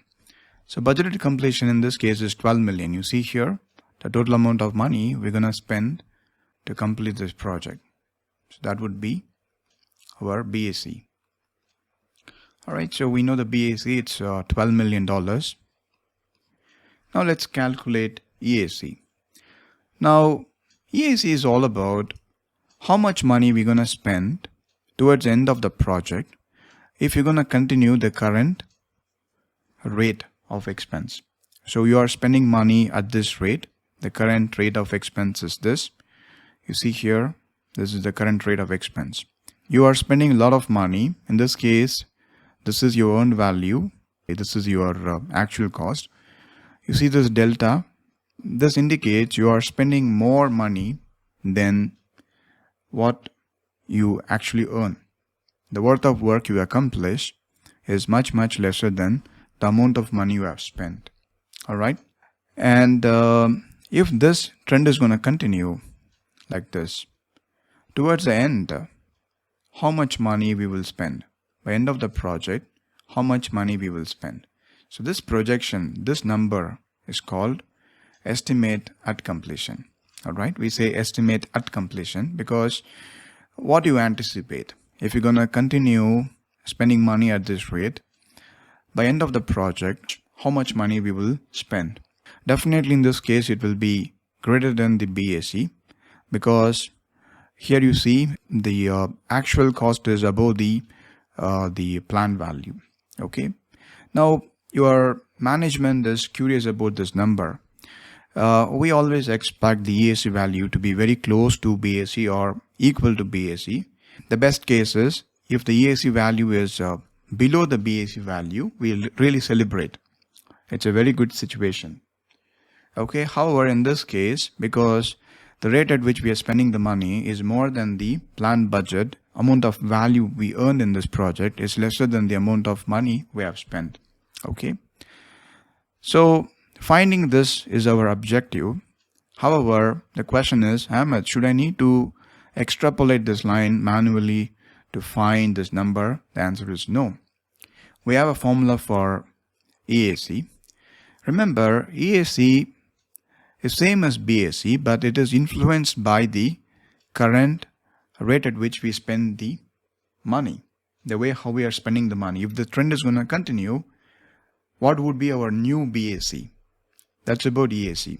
So we need to take the BAC value and influence that number with the CPI value, because the CPI value represents the rate at which we spend the money at the moment. So I'm going to take the CPI value and BAC value to compute EAC. So EAC is equal to BAC value divided by CPI. When we do this, we get EAC value. In this case, it's $12 million. I'm going to divide this by 0.7. That's the current CPI value. Now, how much you're going to get here? Roughly, we get $17 million. Okay. So that's our EAC. Therefore, I'm going to put this number here. So if we are going to continue spending the money at this rate, the current CPI rate, then we would need $17 million to complete the project. Now, the moment you tell this to your management, people will not feel okay about this. It's because there's a huge variance between the originally planned budget, that is BAC, and the forecast we made, the EAC value. If it is close to BAC value, people will be okay. Otherwise, we are expected to take some action to bring down the expense, and the management would expect you to do something so that the trend will correct itself and become something like this. Okay. Ideally, this is what expected from us. So we need to take some corrective action here. I won't call this as corrective action. We should call this as preventive action, because whatever action you take to fix problems you foresee in the future, those are called as preventive action, otherwise called as improvement action, not corrective action. Okay, preventive action. And we need to implement the preventive actions and demonstrate that in the upcoming EVM analysis, we are actually changing the trend, and most likely the ECA value we're going to calculate in the future is close to or matching the BAC value. Alright, that's about how we compute EAC. Let's say in your project the CPI value is 1. This means your actual cost and earned value are equal. The amount of money you have spent and the amount of the worth of work you have accomplished in your project are equal, and that's why you get CPI as 1. Now if you supply CPI equal to 1 in this formula, you're going to find this. So 12 million divided by 1, you're going to get same. Alright, so therefore if you have CPI value is equal to 1, this means your EAC and BAC will be same. You don't have to take any preventive action, everything is okay. Let's say your CPI value is greater than 1.3. This means you have achieved more worth of work. Your EV value is greater than your actual cost, right? So let's say EV divided by AC is the CPI value. If the numerator is greater than the denominator, only then you get values greater than 1, like 1.3, isn't it? So if you look at this graph, the delta between these two it's all about the CPI value. Okay, this is your earned value, this is your actual cost. Now we are calculating CPI based on EV divided by AC. If the EV is going to be greater, this means, let's say you have a trend like this. Instead of this green line, okay, we have a new green line and it looks like this. Alright. Now if you look at the delta here, the new AC value is lesser than the earned value. The earned value is greater than the AC value. This means the CPI is going to be bigger, greater than 1. And in that situation, if you make a forecast how much EAC gonna be, then definitely it will be below the BAC value, right? Are you clear? So CPI value will influence the EAC value. The takeaway is, if CPI value is equal to 1, then EAC and BAC value will be same. If you have a CPI value which is greater than 1 like this, then your ECA value will be below the BAC value, will be lesser than the BAC value.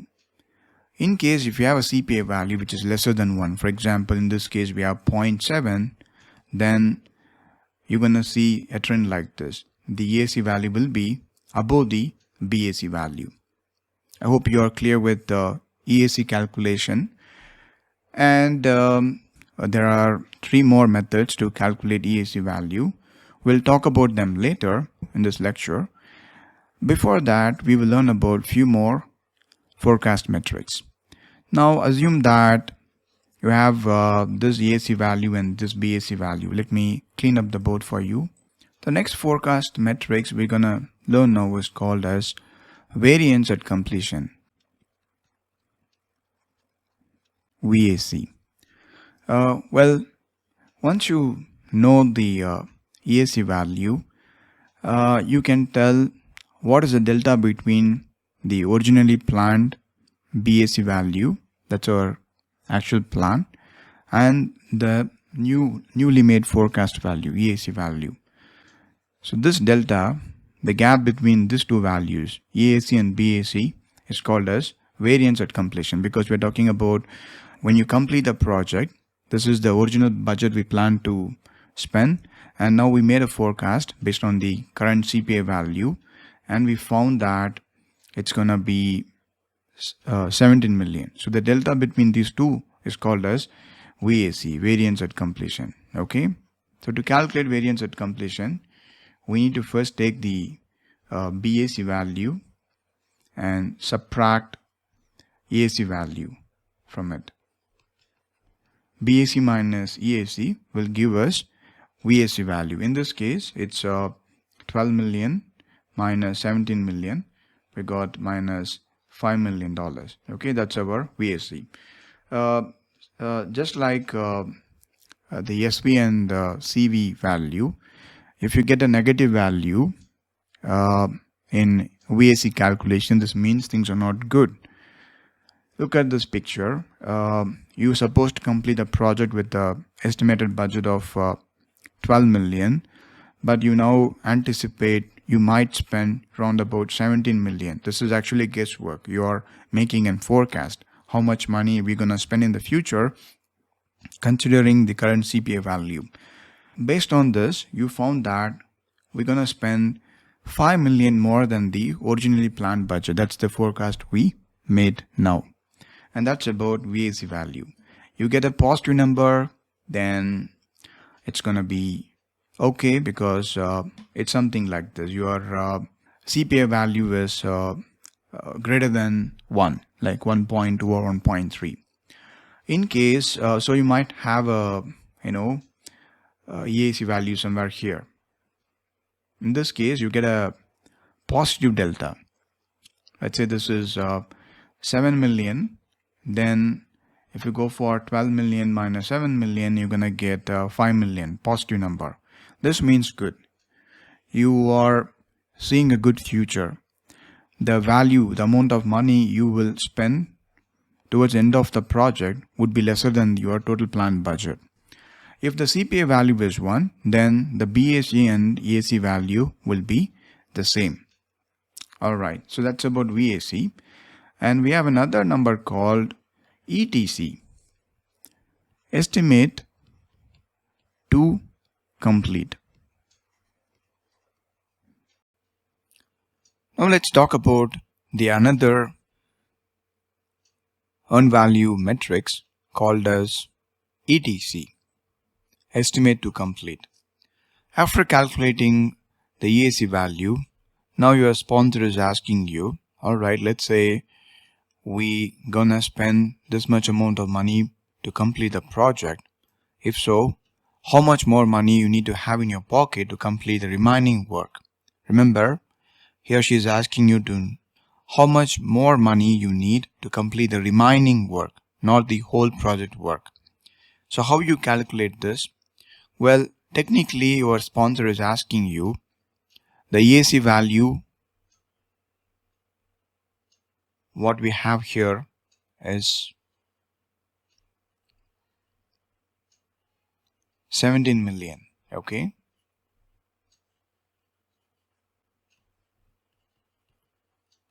$1 million. And the original planned budget is 12 million.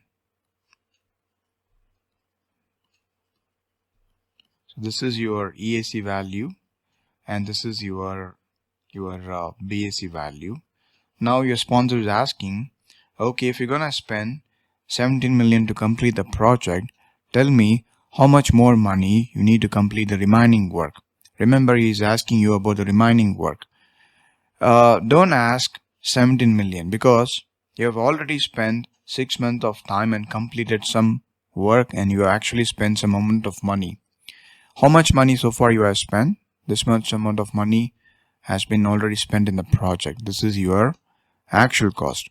So this is around about 7 million. You have already spent 7 million. And if you consider the EAC as your number, this is the amount of money you're going to spend towards the end of the project. Your sponsor is asking you this number. Okay? This number. So don't ask entire 17 million. As I already mentioned, you have already completed 6 months of time in your project and you accomplished some work, and for that you have spent $7 million. Now the question is about this dotted line. You see here, how much is this money? That's the question. So to calculate this value X, what you can do, you know the EAC value, right? This is your EAC value, 17 million. And if you subtract the EAC value from it, you will get this amount, isn't it? So that's what we're going to do. So ETC is all about finding how much more money we need to have in our pocket to complete the remaining work, assuming we're going to continue doing the work with the current CPI rate. So EAC is the total amount of money we expect to spend if we are going to spend the money at the current CPI rate. And we already spent some amount of money, and that would be the actual cost In this case, EAC value is $17 million, and we're going to subtract AC value, that's around about $7 million. So we got $10 million, right? So that would be this amount. X value here is equal to $10 million. So if you add up EAC value and ETC value, you get EAC value. So that's the equation. EAC is equal to ETC plus AC value. If you want to find ETC value, then we're gonna change the position of the variables. This will be EAC. I'm gonna bring this side minus AC. Okay. So that's about ETC. If you tell that you need this much amount of money to complete the project, if you're gonna continue spending the money at the current CPI rate, or you can tell considering the current CPI rate, to complete the remaining work, we need this much amount of money. Okay, that's about ETC. Now you're clear with three EVM metrics which are related to forecast analysis. One is EAC value, second one is variance at completion, the third one is ETC. Now we have another one called to complete performance index. Let's learn about it. Alright, so now let's talk about TCPI, otherwise called as to complete performance index. Again, this is an forecast metrics we use in own value management to find out how we need to operate in the future, okay, or how the future is going to be. TCPI is a ratio between remaining work in terms of dollar value divided by how much money left out in the project budget. That's about TCPI. Now we need to find these two values. How to find out how much work is pending with us? Okay, we need to know how much work left out for us. To find out that number, we're going to use the EVM chart.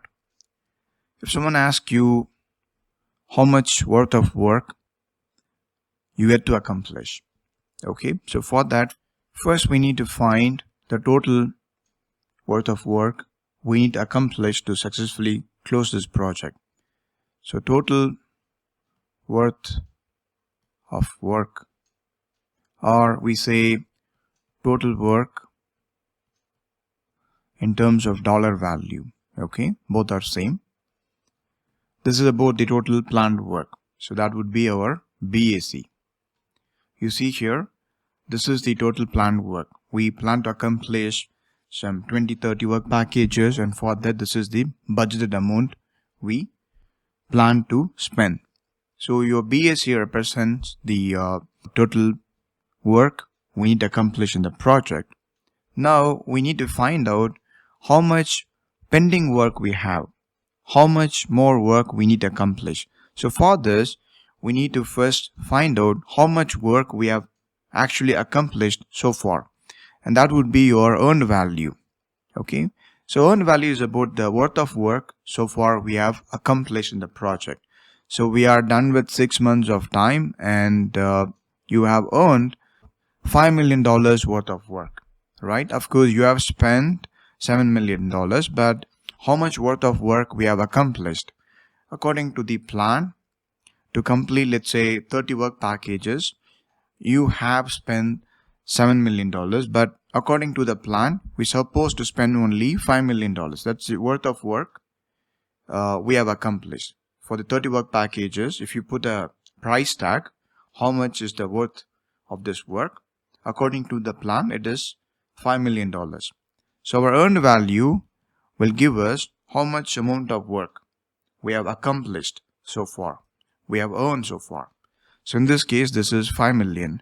Now you know that you have accomplished $5 million worth of work, and the total work you need to accomplish in this project is represented by BAC.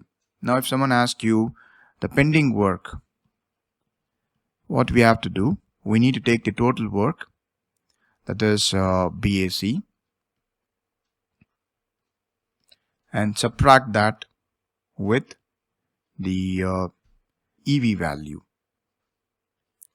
So in this case, BAC is $12 million and EV is $5 million. All right. So BAC minus EV.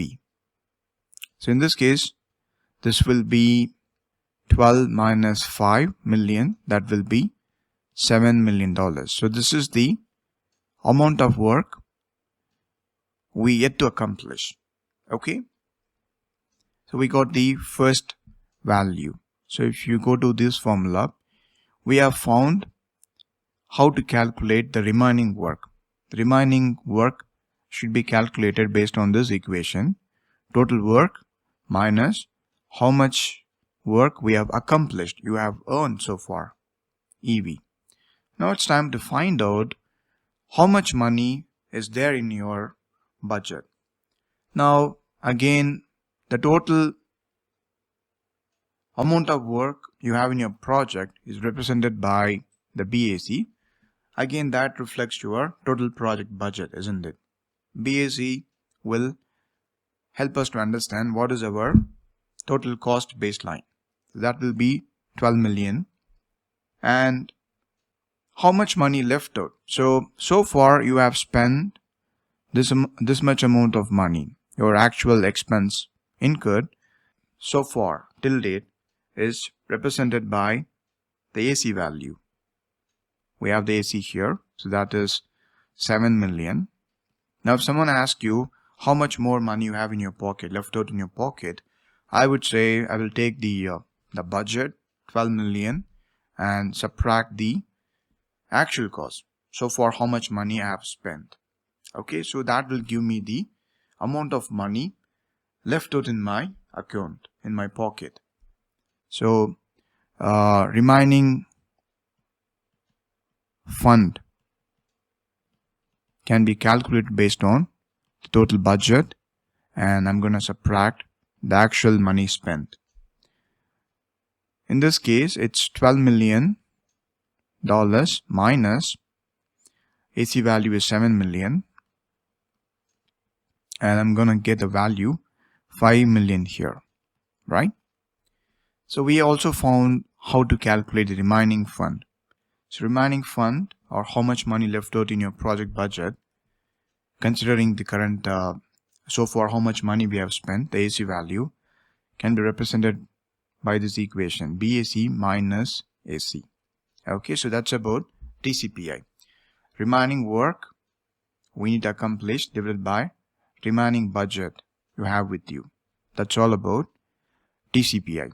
Now let's do the calculation with the found values. The remaining work pending to be accomplished is 7 million, and remaining fund I have in the project account is 5 million. So 7 million worth of work yet to be achieved, and for that I have only $5 million in my project account. Balance I have in my project account. So I'm going to do the calculation here. It's 1.4. The TCPI value in this case is 1.4. This is not a good sign. If you take the other index like SPI and CPI values, greater than 1 is a good indication, right? We know that if the SPI value or CPI value is greater than 1, then it's a good sign. However, when it comes to TCPI, it's an exception. If you're getting value greater than 1, then it's not a good sign. The reason is, you see, the amount of work you get to accomplish in terms of dollar value is greater than the amount of money you have in your pocket. Okay, when we divide this value by this value, you get 1.4. Now let's understand how to infer this value. When it comes to SPI and CPI values, greater than 1 is a good indication you are doing well in the project. However, TCPI is an exception. The moment you see a number greater than 1 in TCPI, this means things are not good. We have a big challenge. This 1.4 represent for the remaining work you get to accomplish. You need to operate with 1.4 CPI rate. The CPI rate expected from you for the future work is 1.4. This means for every $100 you spend, you need to accomplish $140 worth of work. Okay, so for every $100 actual cost you spend, you need to accomplish $140 worth of work, and that's not easy, right? 100 is okay, but if you have 1.4, this means you need to operate with a greater CPI rate. Okay, so that's about TCPI. So in TCPI, 1 is okay, less than 1 is okay, but if you're getting a value greater than 1, this means you have a big challenge. How much value you get here, that is the expected CPI rate for you for the future work. How bigger it is than 1, you have a bigger challenge to manage. Let's say you have a value like this. Your remaining work,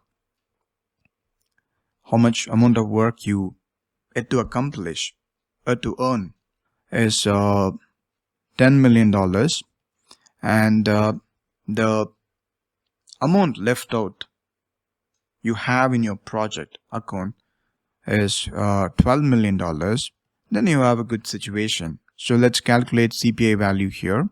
10 divided by 12 million, which will be equal to 0.83. So this is the expected CPI value for the future. So if you get a value lesser than 1, if the TCPI value is lesser than 1, then you have a very good situation. You see here, you have lesser amount of work to accomplish. For that, you have more money left out in your project budget. This is a good situation. That's why the TCPI value is 0.83. This means in the future, for the future work, you just need to operate with 0.83 CPI rate. This means you need to operate only at 83% cost performance index. This means, let's say you are having $100. If you spend $100, you just need to earn $80 worth of work in the project. And that's a good situation, isn't it? You are not under pressure. So that's about TCPI. Now we have one exception when it comes to TCPI. Let's talk about it. We know that this is the formula for calculating TCPI. And if you look at this formula, in the new denominator, we calculate the remaining budget by subtracting the actual cost from the budgeted completion. We have a what if situation. After calculating EAC, your sponsor might ask you, all right, the TCPI value according to BAC is this much. I want to know, in case if you're considering the newly calculated, newly found EAC value, then how much will be our TCPI? Okay, this is kind of what if analysis. In that case, the remaining work we need to accomplish will remain the same. That will be BAC minus EV. However, when it comes to the denominator, instead of using BAC value, we're going to use EAC value. So BAC minus EV will give us the pending work, the remaining work we need to accomplish, divided by instead of BAC, I'm going to use EAC minus AC. So this is another way to calculate TCPI in case if you want to consider the EAC as an input. Alright, so that's about TCPI calculation. Always remember, if the TCPI value is greater than 1, then you're going to have a very challenging future. You need to do a lot of things to save your expenses, accomplish more work with less money spent, and this is going to be a big challenge. If you have value, TCPI value lesser than 1 or equal to 1, then you will be able to manage. The TCPI value will tell us what is the expected CPI value for the future. So far we have discussed about various EVM metrics. We discussed about EAC already. Now we're going to discuss more about EAC because there are more than one way to calculate EAC. In the previous discussion, we discussed about EAC and where we used this formula to calculate EAC value. We consider the current CPI value. So this is the AC value, this is the EV value. Using this, we calculated CPI value, and we assume that in the future, we're going to continue spending the money at the current CPI rate.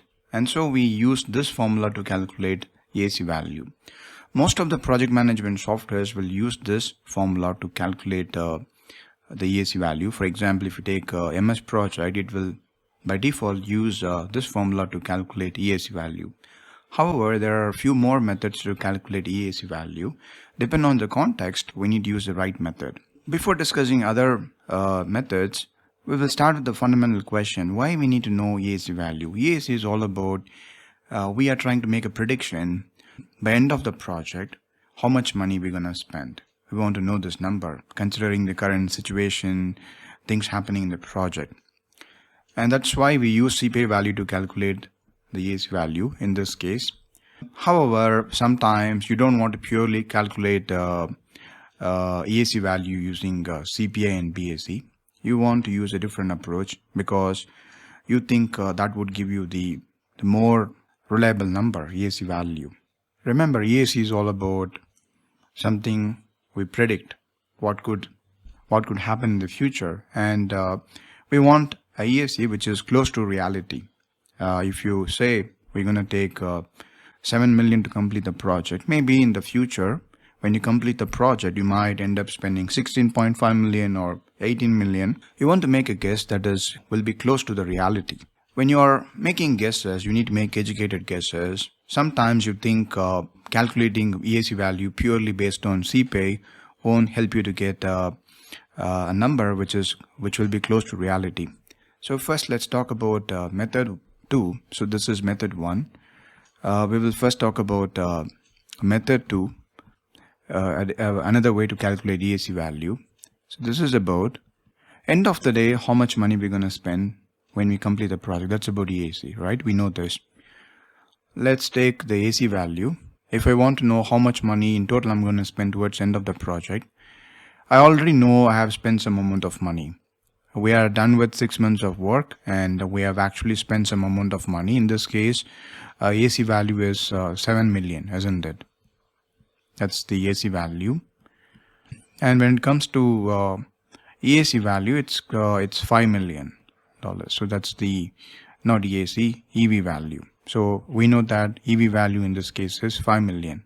All right. And CPI is the function of EV value and AC value. We know this. We calculate the CPI by dividing EV value with AC value.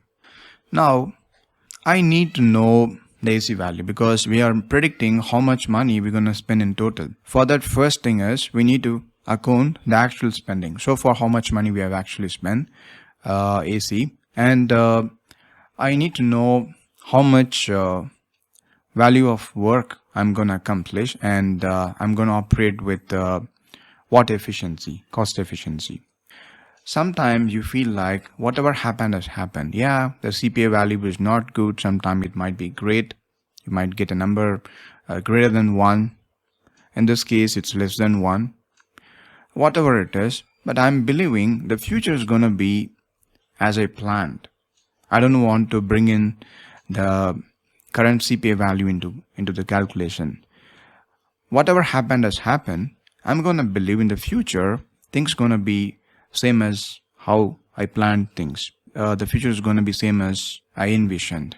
So in that case, we're going to use this method. So we take the AC value and then we need to add up worth of work we yet to earn. So this is about the remaining work. So how to calculate this?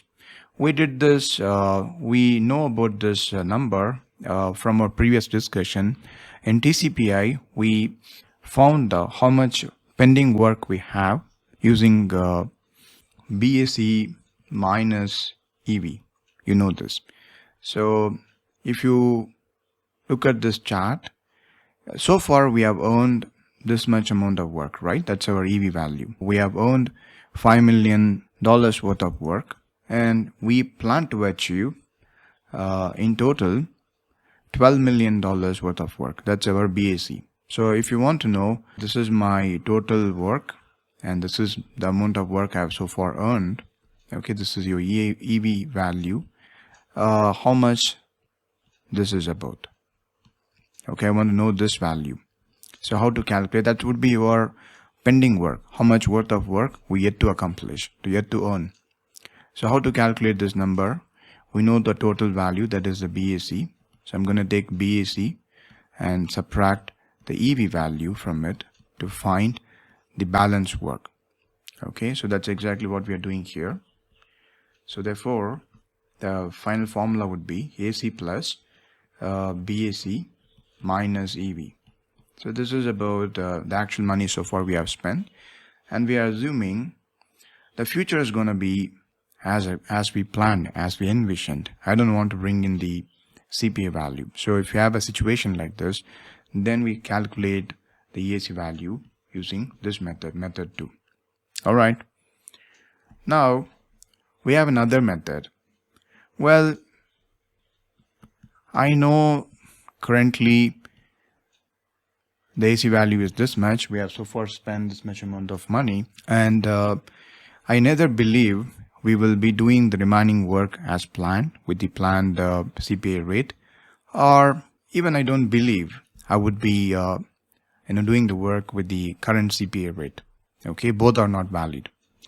So to summarize it, you neither feel you will be able to do the remaining work with the current CPI value, nor you would be able to do it as per your original plan. Then what shall we do? We're gonna re-estimate the remaining work. So whatever work we have, we're gonna re-estimate that work. So for example, let's say you have in total 120 work packages, and every month you plan to accomplish 10 work packages. So here 10, here 20. So 10 plus another 10 work packages. Here 20 plus another 10, 30. Okay, so by end of 12th month, you would be completing 120 work packages. This is your plan. Now you are done with 6 months. So obviously we know that we have done with 60 work packages. And the total work we need to accomplish is 120 work packages. So you know that this is the total work. So far we have accomplished 60 work packages. I'm believing the remaining work is 60 work packages. So I have to accomplish 60 more work packages, and it is right, isn't it? Now, I'm neither going to use the current CPI value to calculate the EAC, nor I'm going to believe the future is going to be as I planned.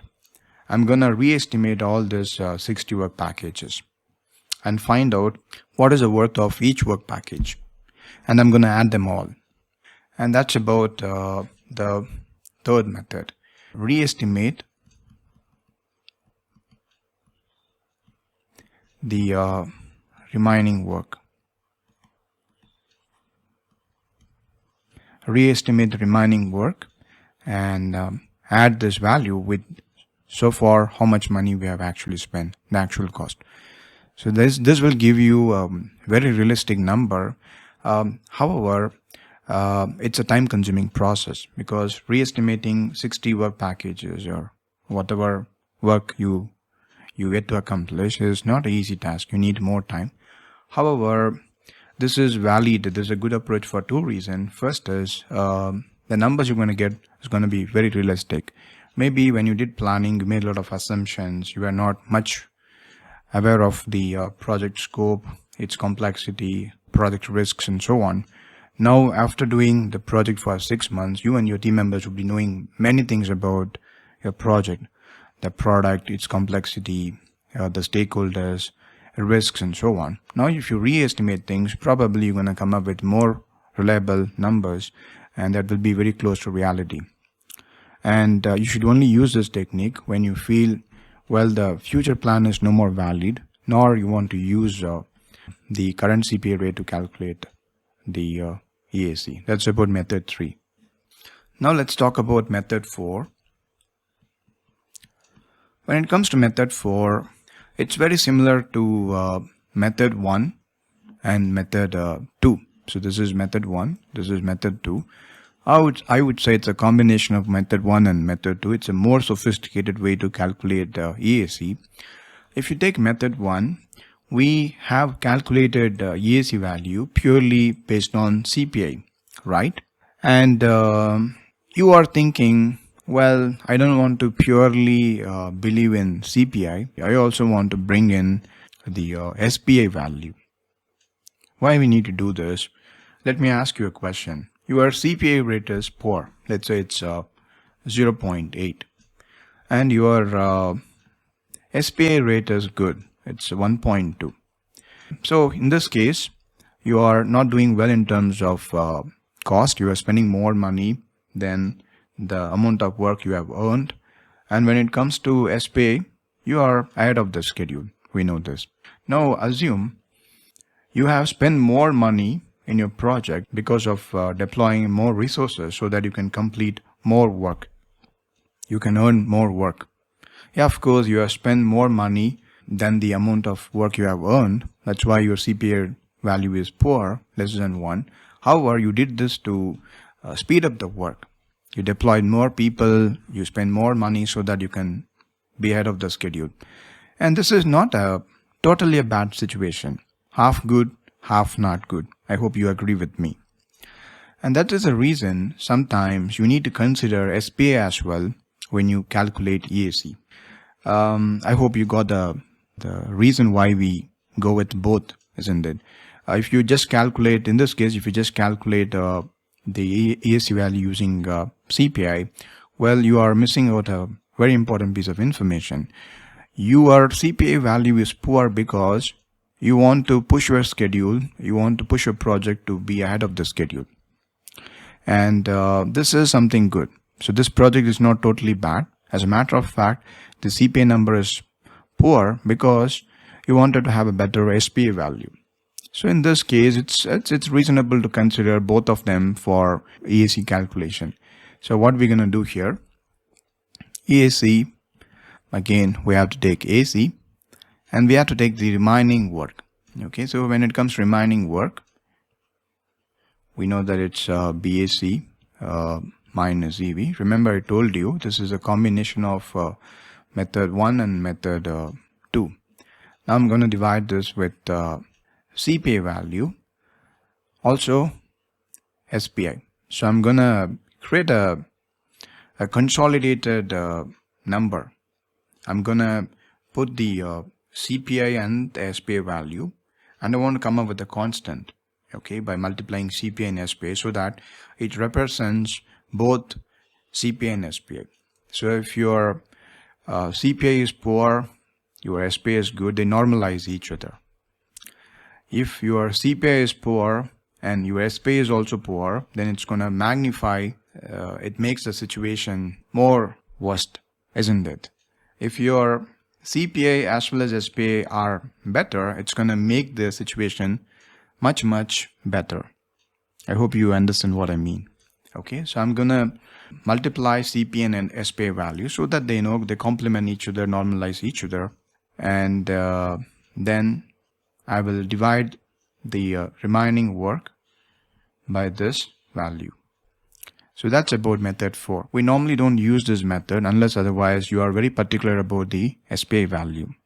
Okay, so you think that it's not okay to calculate the EAC value purely based on CPI. I also want to bring in SPI because that's going to factor in our schedule performance as well. Our cost performance is poor because we won't have a better schedule performance. And now calculating EAC purely based on cost performance is not a good way. It's not reasonable. So let me factor in the SPI. In such situations, we use this formula.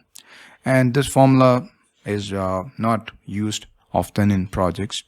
A very famous formula is this one, method 1. And I would say this one is also frequently used, and you know that it's a time-consuming process. All right. Now, let's quickly summarize whatever we discussed so far. Okay, these are the 3 new methods we learned to calculate EAC. So the first one is AC value plus the remaining work. This is the actual cost spent, and this is the remaining work. The worth of remaining work we plan to accomplish. Okay, and we don't want to factor in the current CPI. We believe that the future work will be accomplished at the planned rate. You see the remark. Okay, the next method is we calculate the EAC by estimating how much money we would need to complete the remaining work. We have to do re-estimation, and we do bottom-up estimation. So we estimate each work package at their level, and then we add them up and go to the top. That's why it's called bottom-up ETC. ETC means estimate to complete whatever work left out with us, and for that how much money we would need. Okay, it's a time-consuming process. The final method is the fourth method. The final method is we want to add EAC, the actual cost, with the balance work. What we have here is the balance work, and we want to factor in both cost performance and skill performance of the project. Great. Now I assume some numbers here. These are the inputs we needed to calculate the EAC value, and I have calculated EAC value using all the 4 formulas we discussed. We have the BAC value, PV value, AC value, EV value, and then I also re-estimated the balance work. I have some number for that as well, and CPI and SPI. I have assumed both the CPI and SPI value are not good. That's the assumption I made, and I've used all the 4 formulas to compute the values. You see here they are close, but the values are different. Okay, so all of the 4 methods are good. You have to find the right context to apply them. So they depends on the situation, depends on how you want to compute the EAC value. You need to think which way to calculate EAC value will be more realistic, will be appropriate for your project. Then use the right method. And by default, tools like MS Project uses this method. So remember that. And if you want to implement these methods, to my knowledge, we need to use the macros. We need to write the macros and embed them inside the MS Project, and you can get these values as well. Okay, you can calculate EAC value using these formulas as well. Okay, so that's pretty much about EAC, and this is important for the exam. Also, if you are managing projects, you need to know what are the different methods we have to calculate EAC. Thank you. Now we're going to discuss about 4 more EVM metrics. Well, these are not related to forecast, and these are related to the present. So just like earned value, planned value, and actual cost, we have something called schedule at completion, actual time, and earned schedule. So let's see what they are. And for the PMP exam, you really don't need to know them. Just be aware of them. You might see them, these names in the exam, but you don't have to do any calculations in the exam to compute these metrics. Okay, it's pretty similar to what we learned in the past. They are very similar to budgeted completion, actual cost, and earned value. But from schedule point of view, if you take budgeted completion, earned value, and actual cost, they are from cost point of view. How much money we're supposed to spend, how much money we have actually spent, how much money in total we're going to spend by end of the project, and so on. Whereas these things are about how much time we're supposed to spend to complete all the planned work, and how much time we have actually spent so far, and whatever work we have accomplished, for that how much time we're supposed to spend. The same, not from cost point of view, from time point of view. First, let's learn about schedule at completion. It's about the total schedule duration established to complete the entire work scope. This means, if you look at this table, this is our total planned work. So we have in total 27 work packages. You know this, right? And how much time in total we plan to have to complete this work, the entire project work. The total schedule duration established to complete entire project scope. In this case, it's 27 calendar weeks, isn't it? So there's a total duration we're going to take. So this project is of 27 calendar weeks duration. Every calendar week, we're going to deliver one work package, and we're going to do them in a sequence. Work package 1 will be done first, then work package 2, then work package 3, and so on. And therefore, we're going to take in total 27 calendar weeks. So that's the total schedule duration of this project. And that is called as schedule at completion. So in this case, it's 27 calendar weeks. Now let's talk about the actual time. Actual time is same as actual cost. You have so far done 12 work packages. So we are in calendar week 15 and we want to know how much work packages so far we have done. We found that we have completed in total of 12 work packages. And for that, this is the total amount of cost we have spent. Now we are talking about what is the actual time we have spent to complete these 12 work packages. Well, we took 15 calendar weeks to complete this 12 work packages, isn't it? So that's the actual time we have taken to complete this 12 work packages. Therefore, the actual time we have taken to complete this 12 work packages. This is the actual work so far we have accomplished, and that's equal to 15 calendar week. All right. I hope you are clear with this. Now, earned schedule is same as earned value, but here we are thinking about time, not about cost. So to complete this 12 work package, this is the actual work. Okay, that's about earned value. So how much work we have actually done. For that, how much money we're supposed to spend. So that's about earned value. So in this case, we have done 12 work packages, and we're gonna go and add up how much money we plan to spend to complete this 12 work packages, and we found it to be 251,000. In this case, we're going to do the same, but we will find out what is the planned duration for this 12 work packages. We have accomplished 12 work packages. For this, what is the planned duration? According to a plan, we're supposed to complete the 12 work packages, the first 12 work packages, by end of calendar week 12. So you have taken 15 weeks to complete 12 work packages. However, we originally planned to complete these 12 work packages within the first 12 weeks. Okay, so that is our earned schedule. Earned schedule here is 12 calendar weeks. That's it. Now you can calculate one more matrix based on this information, this 3 information. Actually, you just need to use this 2 information to calculate another matrix. It's called schedule variance expressed in time. In previous case, we calculated a schedule variance expressed using money value, right? We used cost. So let's go to the whiteboard. So when it comes to schedule variance calculation, we use this formula. We took the EV value and we subtracted the planned value from it, right? And this SV value is expressed from cost point of view.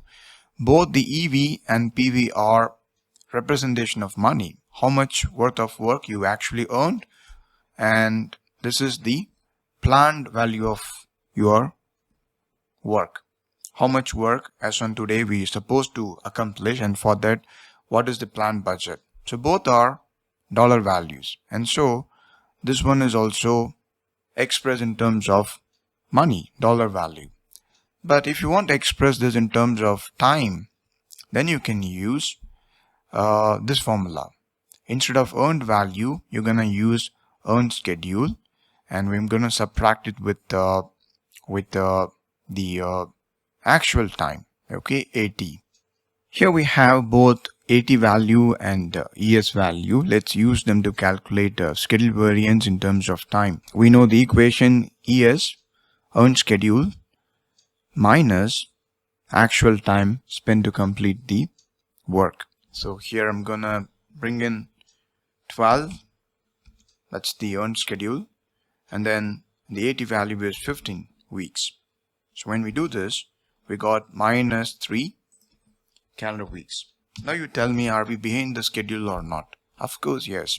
So this is another way to represent the schedule variance, but however, we normally use the previous formula we learned, SPI equal to EV minus AC, because people prefer to see the performance, schedule performance, cost performance, and all the forecast metrics in terms of dollar value, money. In case if you wish to see your schedule variance from time point of view, then you can use this formula, ES minus AT. As usual, when you are computing any variance calculation, if you get a negative number, this means it's bad. You're gonna get 0, this means your earned schedule and actual cost are equal. That's why you get 0. If you get a positive number, which means you are ahead of the schedule. Okay, so that's about schedule variance expressed in time, and now you know 3 more earned value metrics. Remember, you will not be asked to do these calculations in the PMP exam, so don't worry about these 4 metrics. However, knowing them is good, because when you manage real projects, sometimes your stakeholders might ask you to express the schedule variance in terms of time, or they might ask you what is our schedule at completion value. Well, they're asking what is the total duration of the project. Alright, now you know many things about earned value management and its metrics and how to calculate them. With this, we are done with all the metrics we have in earned value management. Thank you.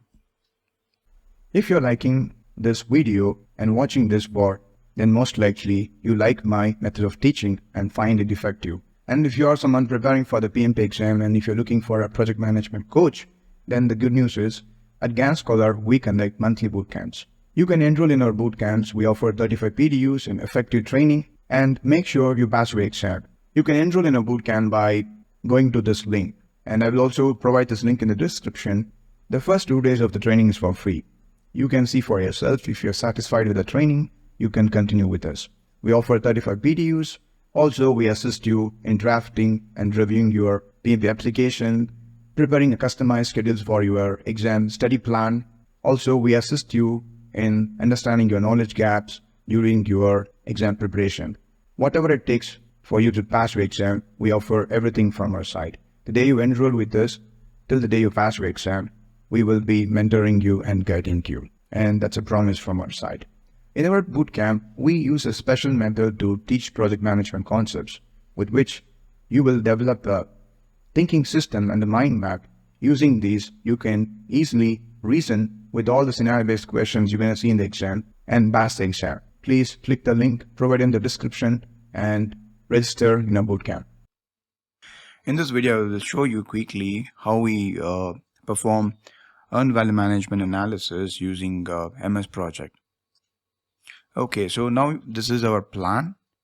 We have the scope, duration, schedule information, and the cost information. And we know that first we need to baseline this. So I'm going to projects. If you click on project information, click on statistics, you see you find no information about the baseline. So there's no baseline information. NA also there's no actuals. Because there's no baseline and actuals, we have only 0 variance. Now I'm going to close this. I will go to set baseline. I click on this button, click on set baseline. You don't have to change any setting in this dialog box. Just go with the default settings, And I'm gonna select the entire project. I want to baseline the whole project, and I'm clicking OK. Now the baseline got corrected. We have the reference, so we will confirm this. We go to again to the project information and click on statistics. Now you see you find the baseline information. Okay, now we set the baseline. Now it's time to put the actuals to evaluate the variance and other EVM metrics. Before that, we need to do two more things. We need to first add few columns here.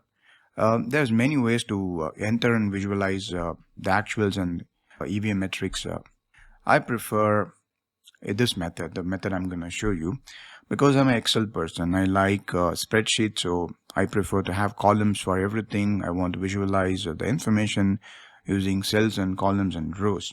What you see here is your current view. What are the information you see in this 3-4 columns is called as the current view. Now I want to enter, click on this column, and if you double click, you could see all predefined column values, possible column values. So I'm gonna first select the baseline information. So if you go to this, so we have selected baseline 0. Okay, for every baseline you have the respective values for baseline 1 to baseline 10, baseline 2, and so on. I'm gonna select a baseline start. So start date according to the baseline, and again I'm coming to the next one. So next row, I'm selecting baseline finish. Okay, finish date. You see here whatever value you see in these two columns are from these two columns. However, if you make changes to these columns, this won't change because these two columns are frozen. We have already made a snapshot of this plan and stored safely inside this file as baseline. Okay, so these numbers will not be altered by the actuals or if you make any change to the current plan. All right, so these are, so as at the moment, because we didn't make any changes to these two columns, we don't see any difference between the values in these columns, in these two columns and these columns. Okay, for example, the dates are same in both the cases. Now I'm going to add one more column. I'll go and pick let's select baseline cost. So I want to visualize the start, finish date, and the cost. So this is my plan, and I baseline these values. Now I have them here as baseline values in these 3 columns: baseline start, finish, and baseline cost. So they are the same. And then I'm gonna add another column called work percentage. Okay, complete percentage. So we want to know so far how much work we have accomplished from a task level or work package level, and also in total in this project how much work we have accomplished so far. So this task 0 here, you see this one, task 0, this is called the summary task for the whole project. And if you visualize the WBS, this would be the item in the top of the WBS, and we decompose this item into many levels of decompositions and then create work packages. Okay, so at any given point in time, if someone asks me in total how much work you have accomplished, I want to tell them we have done with 52% or 39% or 78%. So based on the values you enter here, how much work we are done at the task level, the cumulative value of task completion will reflect in this particular block or cell. Okay, and then I'm gonna add a new column for entering the actual cost. You see here actual cost. I will select that as well, and that's it. So this is sufficient. Now what I'm gonna do, I'm gonna set the status date. Status date is similar to, you see this orange line, this is our status date, because we want to measure, we want to conduct EVM analysis on this particular date. This date could be the current date, or it could be any date in the past. The point is, to conduct EVM analysis, we must need the actual. If you want to do earned value management, then we need the actuals. because without actuals you cannot compute earned value and actual cost, isn't it? So this date, status date, could be any date in the past or could be the current date. Okay, now I'm gonna select this date. I go to projects tab and then go to status date. I will select a date. Let's go with today's date. Okay,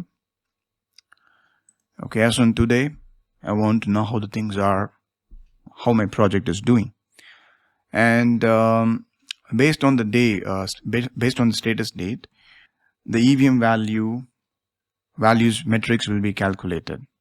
If you set let's say I want to do EVM till October 29, 2023, whatever task you have in the list till this date will be evaluated for planned value, earned value, and actual cost. Let's say if you set some a date earlier than October 29, let's say we go with June 30th, then what will happen, you see here there are some tasks which are happening till June month, and only for those items, okay, which are done on or before this particular date, EVM will be evaluated, will be calculated by the tool. Okay, that's the point, the importance of the status date. So let's select today's date. Now this means we're gonna calculate EVM till this point, October 29, end of October. Let's see which and all tasks come under this particular status date. This is 24th, and yeah, all right. So we must start brick work and wall construction by 2nd of October, and this will go on till 8th of December. Okay, so we need to update the information, actual information till this task. Okay, now I'm gonna do that. You have the baseline set, you have the status date set, you have the required columns with you. Now it's time to enter the actuals. Let's say you talk with your team on daily basis or weekly ones in your status meetings and collect the information, the actuals, work status updates from your team members, or task status updates from your team members. You ask your people whether this task has been completed or not, and you also collect the actual expenses incurred from the cost accounting tools and systems. We are going to enter those numbers inside this sheet. Now to update the schedule information, you have to go to task, and you see here 10%, 0%, 25%, 50%. So we need to select it. For example, let's say we are done with this particular task. We're gonna just select 100%. Okay, and this one, yeah, 100%. This one we have done. You can also enter this values directly in this column. I prefer this method. So for example, I go to this one. Let's say I put 100 here. That's it. Okay, so this will be, you see here, you see this tick mark in this information column. This means this task is fully done. And here I'm gonna put we didn't complete this work. Let's say we have done only 80% of it, and this one 75% not fully done, and this one we started on 2nd of October. We have done with, let's say, 30% of the work. Okay, because the due date is on December 8th, so we had to complete around about 1.5 months of work. So let's put 30 here. Yeah, so we are done with the schedule information. Now let's put in the actual cost. Here we just need to enter the numbers, the cost information. So this is your baseline value. You see here the baseline value and the actual cost are same. Whenever you mark a task as done, 100% done, whatever value we originally planned for it will appear in the actual cost. But you feel like the actual cost is more than what you have planned, so we can update those numbers. For example, in this case, I have spent more money I'm creating some disorder, okay? We don't want everything to be perfect because we want to see some odd SPI and CPI values. We don't want to see 1. So I made some changes to the actual cost. The tool will automatically calculate the cost for each task based on the percentage of completion. Let's say you are done with 80%, then the tool will automatically compute 80% of the planned budget for this task. So $25,000 is the planned budget for this particular task. Now the tool understood that this task is 80% completed. So 80% of $25,000 is $20,000. Okay, so it will do this by itself. For all the 100% tasks which are 100% completed, you can update the values. You can modify the numbers. So once we are done with this, we are done with entering the actuals. We have entered both the schedule information as well as the cost information. And now it's time to run EVM analysis. So for this, first let's save the file. And you have 2 ways to see the earned value management metrics. You can add the columns you need directly here. For example, if you go to EVM, you see here you can find CV value, CPA value, cost variance.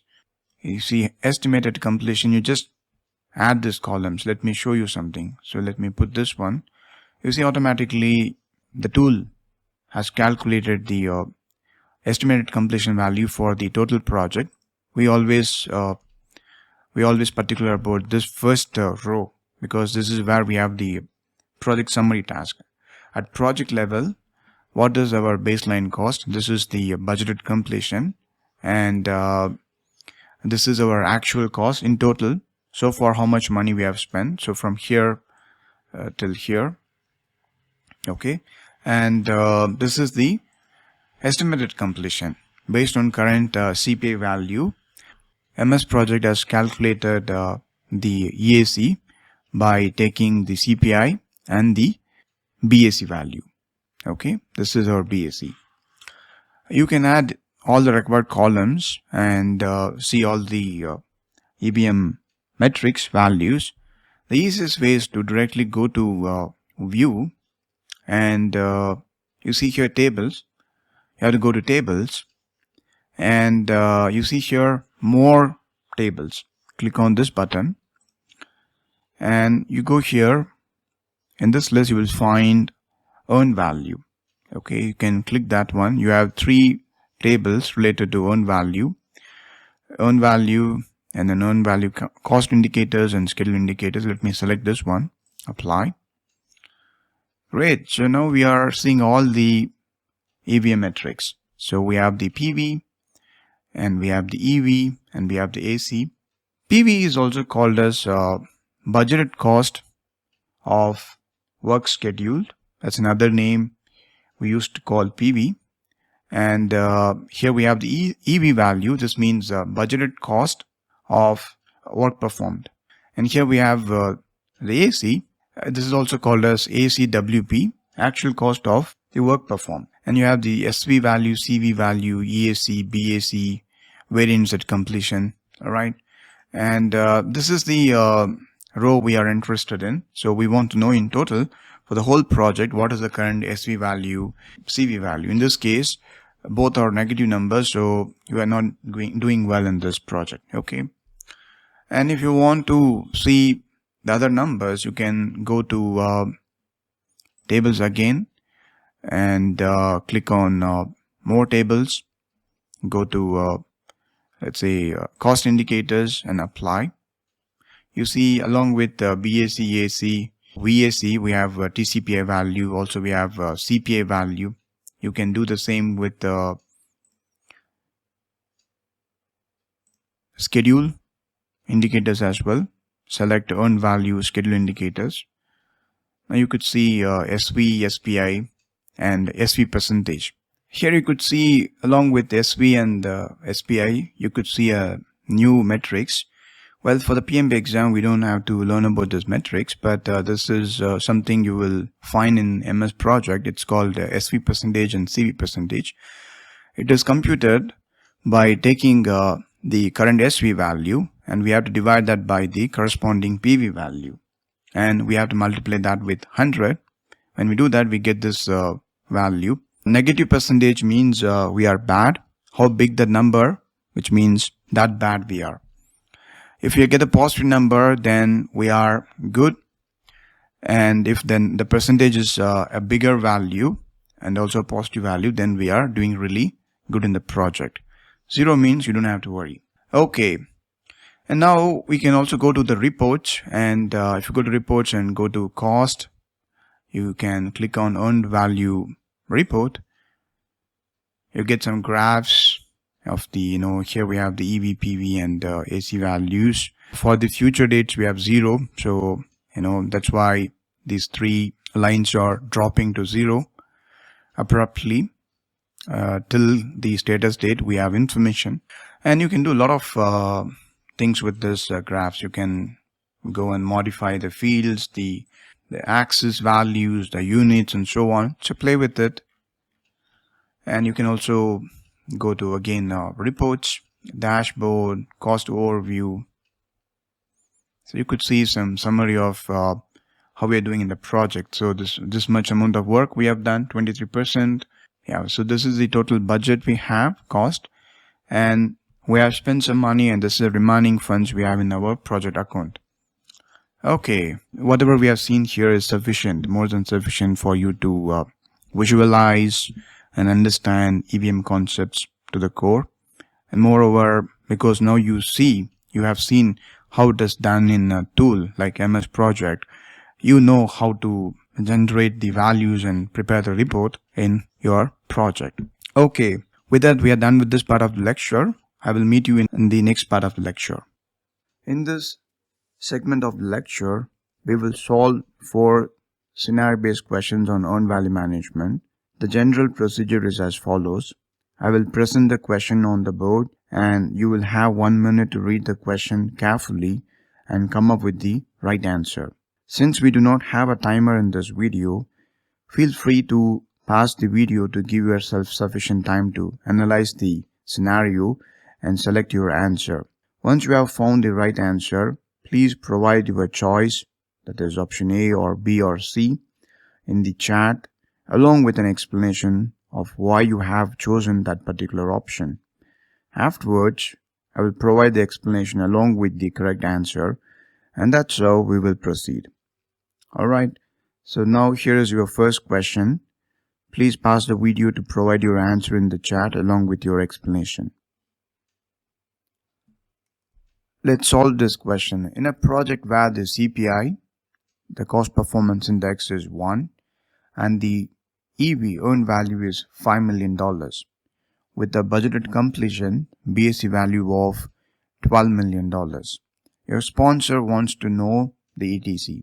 This is a very direct question and also a math question. Alright. Okay, to calculate ETC, we know the formula. We discussed this in the previous discussions of this lecture. To calculate ETC, we need to first take the EAC value and then we have to subtract the AC value. You remember this? So let's say this is your EV graph. This is your planned value, and so far you have spent this much amount of money, and then you are expecting in total how much money you would spend towards the end of the project. The EAC value, this is the BAC value, and this is your actual cost. Now you are expected to calculate ETC. ETC is this part. You know this, isn't it? So we need to find out how much more money we should have in our project account to complete the remaining work. Now for this, you need to calculate EAC first. So to calculate EAC, we need to use this formula. we have to take BAC value and divide that by CPI value, isn't it? In this case, it's clearly mentioned the CPI value is 1. This means EAC value will be equal to BAC value, isn't it? So in this case, it will be 12 million. So we found that EAC value is $12 million, and we also know the earned value, how much value we have so far earned. This is $5 million. And how about AC value? So we need AC value. However, there's no information provided in the question about the actual cost. So what shall we do?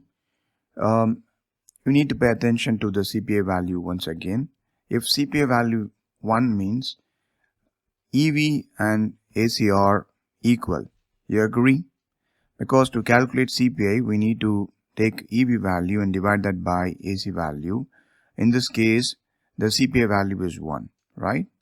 And when it comes to EV value, we have $5 million divided by AC value. And therefore, if you bring AC here, AC value will be $5 million, right? So we have AC value, we have EAC value. Now it's easy to calculate ETC. So I'm gonna substitute these values, $12 million minus $5 million. So that would give us ETC. Then the right answer would be $7 million, isn't it? So the right answer is D, $7 million. If you have chosen this answer, then congratulations. And the reason for you to select this answer is in line with my explanation, then once again congratulations. Therefore the right answer is option D, $7 million. Alright, here we have the second question. As I have already mentioned, you can pause your video and solve this question. Once you are done with the question, you can resume the video.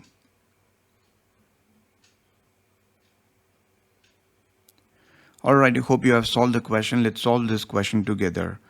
You have entered into a cost reimbursement contract with the customer to develop a next generation medical device for X-ray scanning. As you near the completion of your project, you observe a CPI of 1.4 and there are no anticipated risks or unexpected cost. Your sponsor is asking for a forecast on the project's profitability. Will there be an increase in the expected profit margin for this project? A very good question. So in the first line, we have very important information. This one, what type of contract you have signed with your customer. Second piece of information we need is the CPI rate. The CPI value is 1.4. This means we are doing good. You are spending less money than the planned budget and the amount of work you have actually accomplished. Okay, that's a good sign, isn't it?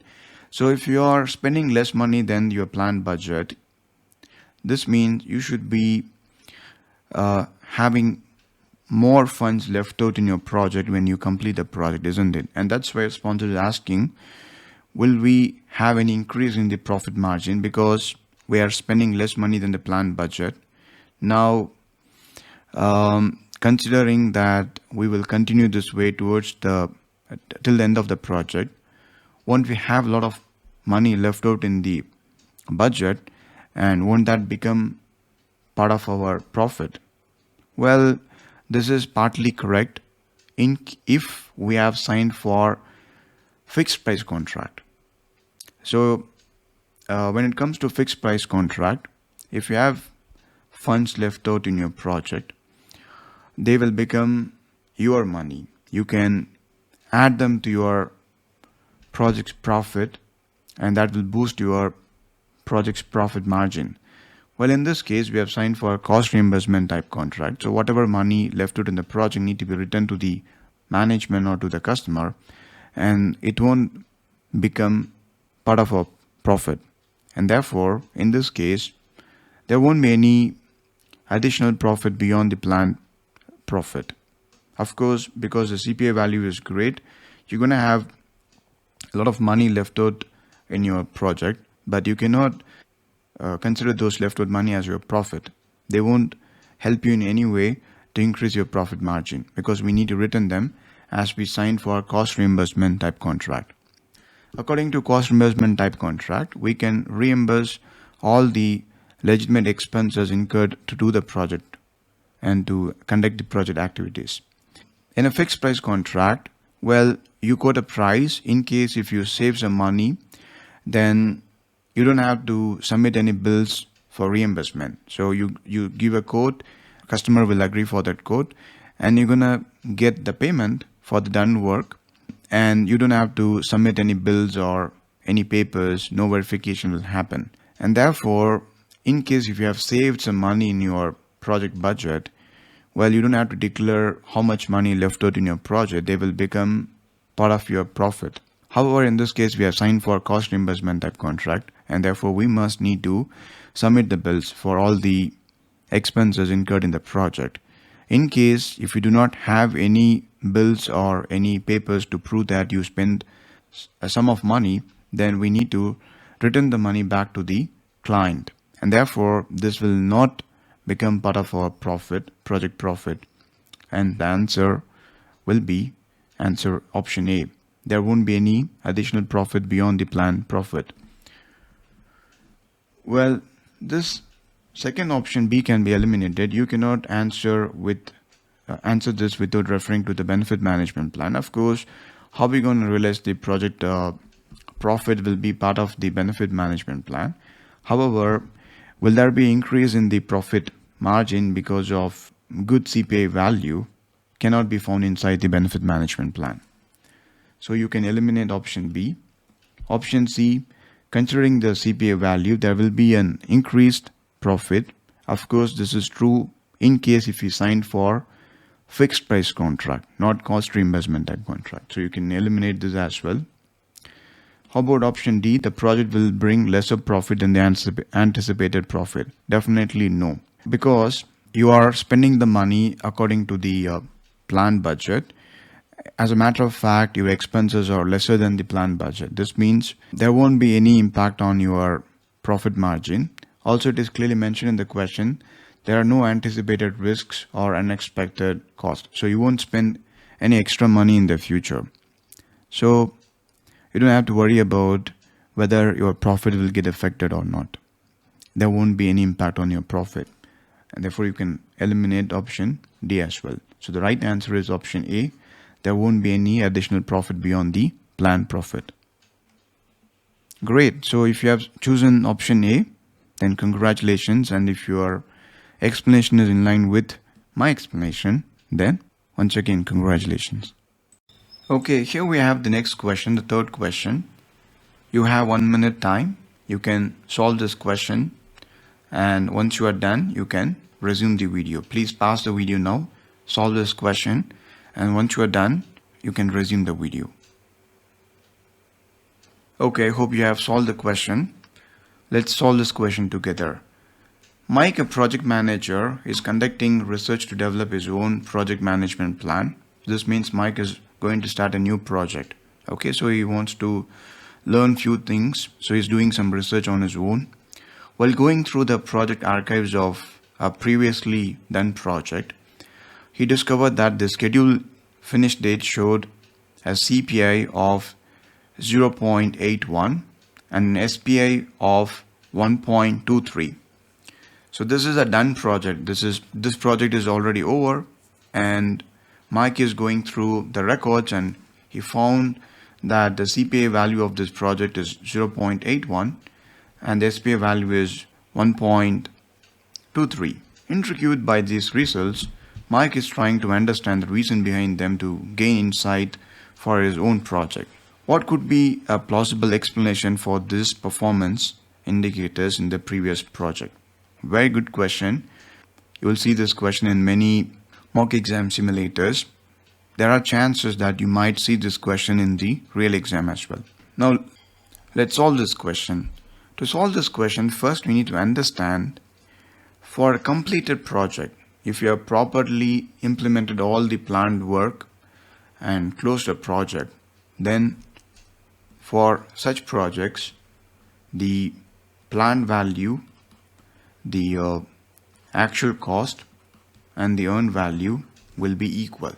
We'll talk about the reason next, but first let's understand, if you have a project and you're done with the project, the PV value, AC value, and earned value are equal. This means your CPI and SPI value will be equal to 1. You agree with me? Yes, because to calculate CPI, we need to divide EV value by AC. To calculate SPI, we take EV value and divide that with PV value. If all the three are equal, then you're gonna get 1. The CPI value and SPI value will be 1, isn't it? Now, why, this is Ahmed, why for a closed project, PV, AC and EV value will be equal? If you have properly closed a project, this means you didn't terminate a project, you accomplished all the planned work, and you have delivered all the planned work to the client and closed the project. This means the PV value, AC value, and actual cost will be equal. The reason is, you can only close a project once you are done with all the planned work, and you should complete it with the planned budget and planned duration. If this is going to happen, then obviously PV value, AC value, and actual cost will be same. Sometimes in the middle of the project, you might feel like this is too much of work. We need to reduce the scope. We might do that. Sometimes we might increase the budget. We might feel the budget is not sufficient. The BAC and the calculated EAC value are far away. So let's recalibrate. Let's change the BAC value to the newly computed EAC value. Sometimes you might feel that 12 months duration is not sufficient. We need to reschedule the project and make it to 14 month or 15 month, right? In all these cases, you are actually changing your baseline, and we use performance integrated change control procedure to modify our baseline and get it approved once again. And therefore, either we close a project by completing all the planned work according to the original plan, that is with the original budget and the schedule, or we sometimes redo the planning. So in both the cases, we are ensuring that the actuals and the plan, the performance measurement baseline, are equal.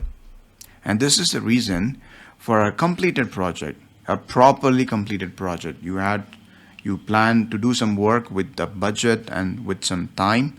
You have accomplished all of them. Maybe you would have changed the budget. Maybe you would have modified your schedule. But once the modification is done, you re-baselined your performance measurement baseline. And so the actuals will meet the performance measurement baseline. And therefore, for a properly completed closed project, PV value, AC value, EV value will be equal. And that's the reason why for a properly closed project, CPI and SPI value will be 1. Now in this case, Mike is wondering why for a closed project, the CPI value and SPI value are not equal to 1. That is the question. The reason is, this project was terminated abruptly due to unforeseen circumstances.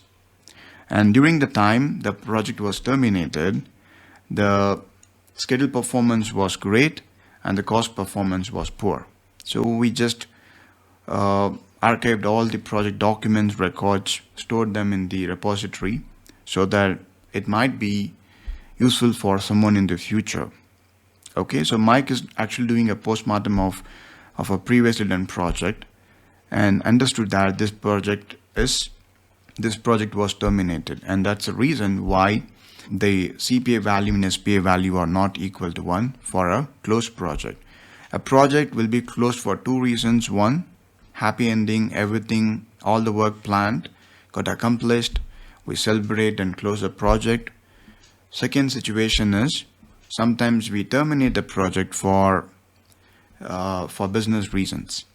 In this case, the project got terminated, and that's why the CPI value and SPI value were not equal to 1.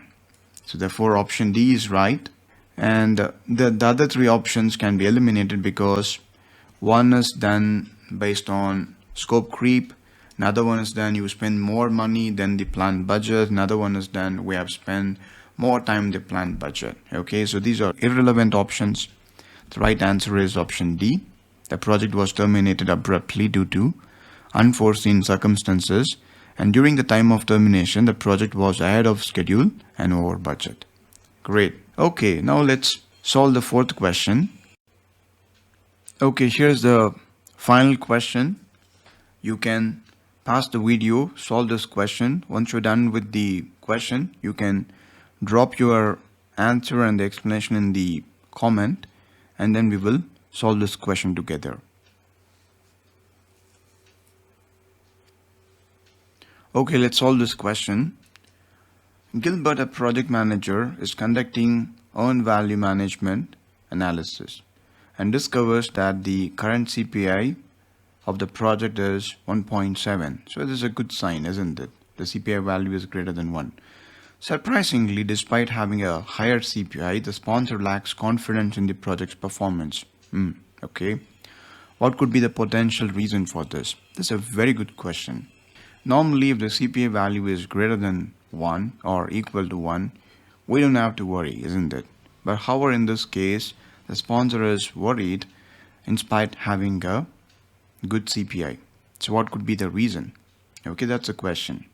Option A, the estimated completion value seems to be bothering. So here we are talking about EAC. Do you find any information related to EAC value in the question? No.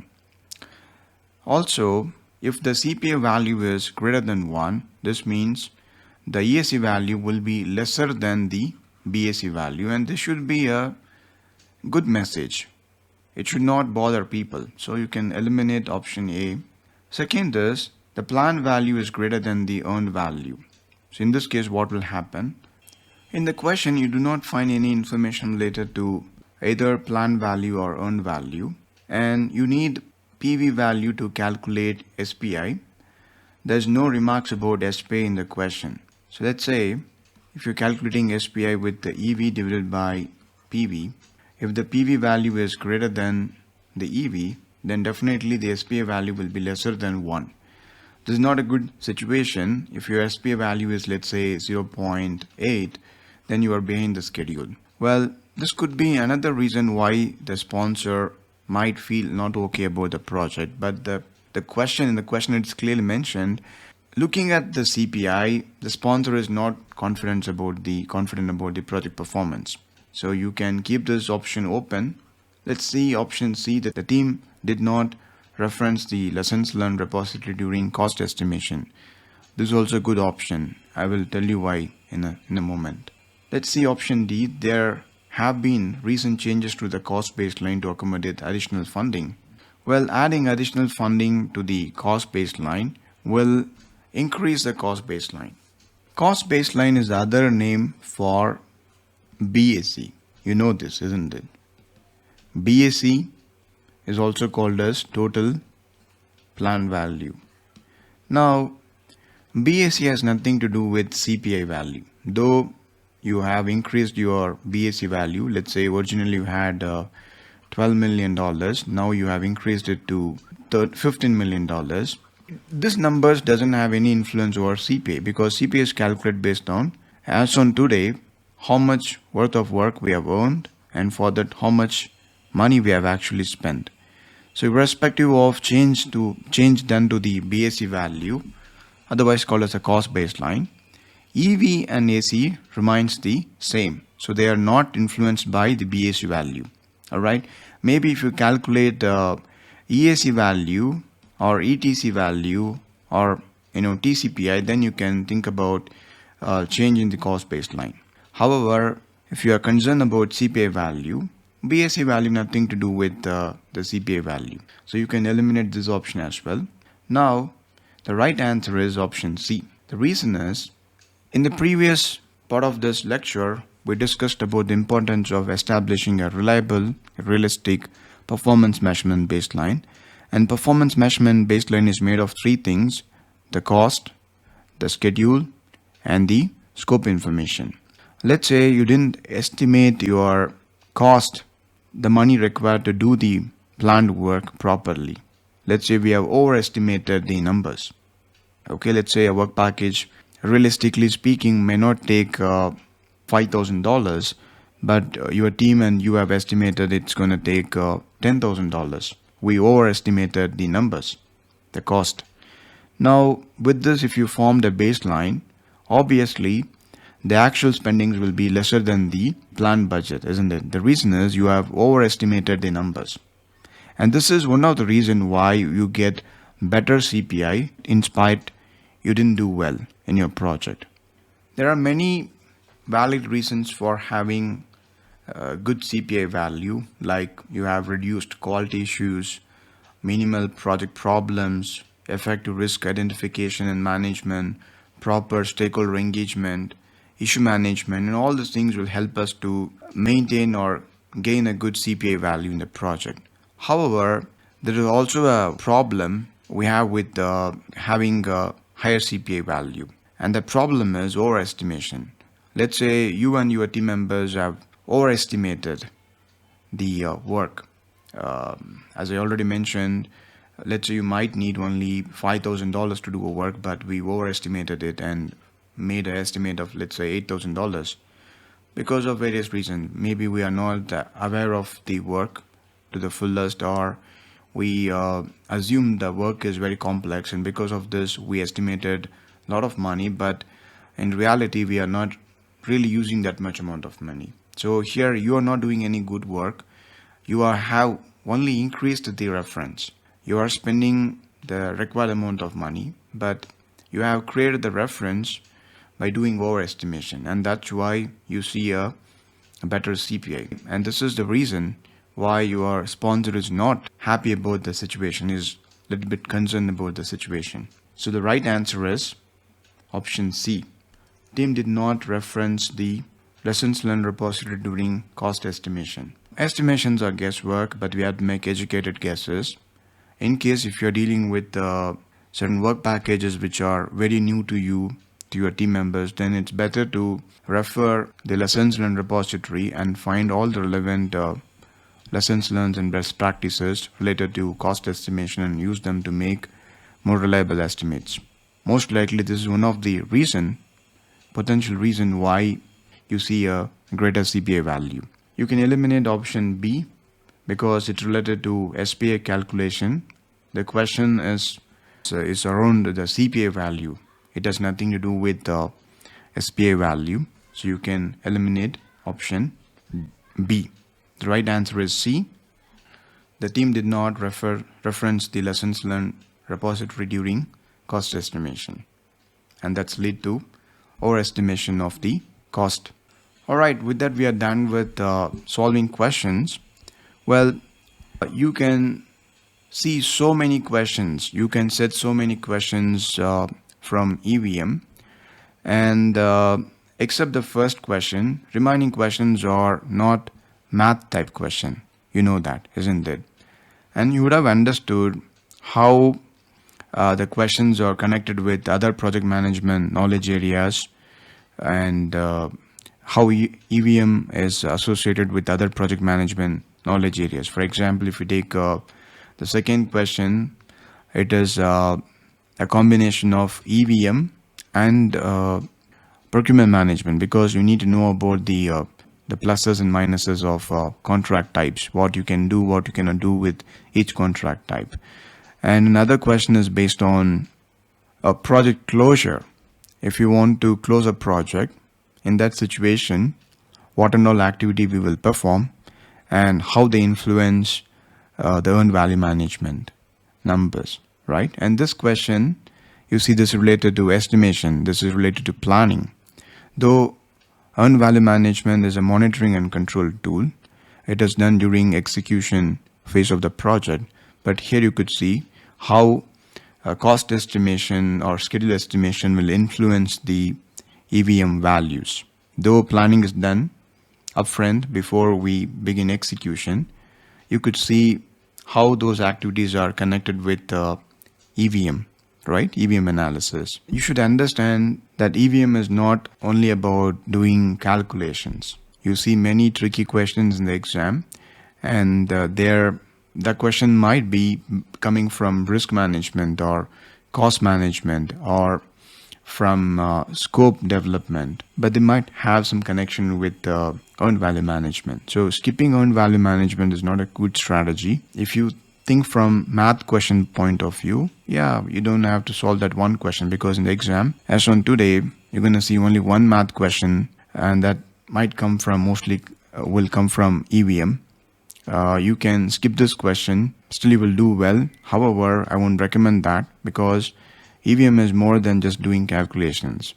You're going to see many questions coming in the exam which are directly set based on procurement or cost management or scheduling, but they will have some connection with earned value management. Okay, great.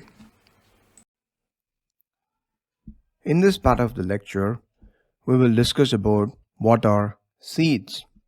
Well, seeds are something which are used to develop scenario-based questions. You will not be able to find definition of seed or seeds in any of the PMP exam study materials or reference textbooks. And this is my own way of calling the factual elements upon which the entire question or scenario is constructed. Seeds in my terminology refers to the fundamental project management facts utilized to craft scenario-based questions. When crafting such questions, especially for the PMP exam or for any project management certification exam, we select a specific project management fact as the seed and build a scenario around it. PMI assesses whether candidates comprehend fundamentals, concepts, and facts of project management, often integrating them into scenarios. Rather than straightforward true or false inquiries, PMI embeds facts and concepts within scenarios, prompting candidates to apply their knowledge and critical thinking. This not only enhances the difficulty of the questions, but also tests the candidate's ability to reason through complex situations. Demonstrating a comprehensive understanding, the exam evaluates how well candidates can apply their knowledge and wisdom to practical scenarios. And in the exam, you're going to see 180 scenario-based questions. All of them will be set based on either a single seed or combination of more than one seeds. I just want to show you an example. We have solved this question in the past, isn't it? You know this question. We solved this question in the previous part of this lecture. And can you identify based on which seed this question has been framed?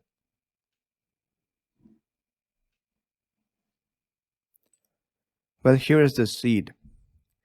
The seed here is one of the potential reasons for greater CPI is overestimation. Normally, if you have a greater CPI value, this is a good situation because you are spending money than the planned budget. That means you have earned more value than the amount of money you have spent. So this is a good situation. However, it's not that having a greater CPI value is always great. Sometimes, because of overestimation, you get greater CPI value. Because when you are overestimating the cost required to do the project or to complete the work packages and activities, without knowing the real complexity of the work packages, then the project performance measurement baseline will be bigger, and the amount of money we really need to complete the work may not be equal to the estimations we made as part of the performance measurement baseline. So when you have a bloated up performance measurement baseline, when you have a bigger budget with you, estimated budget with you, but the actuals are not going to be that much. So when you do the comparison, obviously you'll get a greater CPI value. And this is not a real indicator of good project performance. Because you have a bloated up, you have a bigger budget, overestimated budget, you are able to get greater CPI value, and that's why here the sponsor is not happy. Alright, so this is how scenario based questions will be set. Most of the questions will be set based on only one seed, whereas few questions will be set by using more than one seed. You might see 2 or more seeds integrated into one scenario and will be presented to you as a situational question. Okay, now you can go back to the questions we have solved in the past. There are 3 more questions we have solved. You can exclude the direct math question. Other than this, you have 2 more questions. You can go and identify based on which seed this question has been set. And in the future, when you solve any scenario based questions, look for the seeds. The moment you figure out the seed, in no matter of time, you can easily solve the question. Nobody can trick you. Alright. Now, in this discussion, I'm going to show you some seeds from EVM. Most likely, questions coming from EVM will be set based on these seeds. I have a lot of seeds to share with you. Let's start with this slide.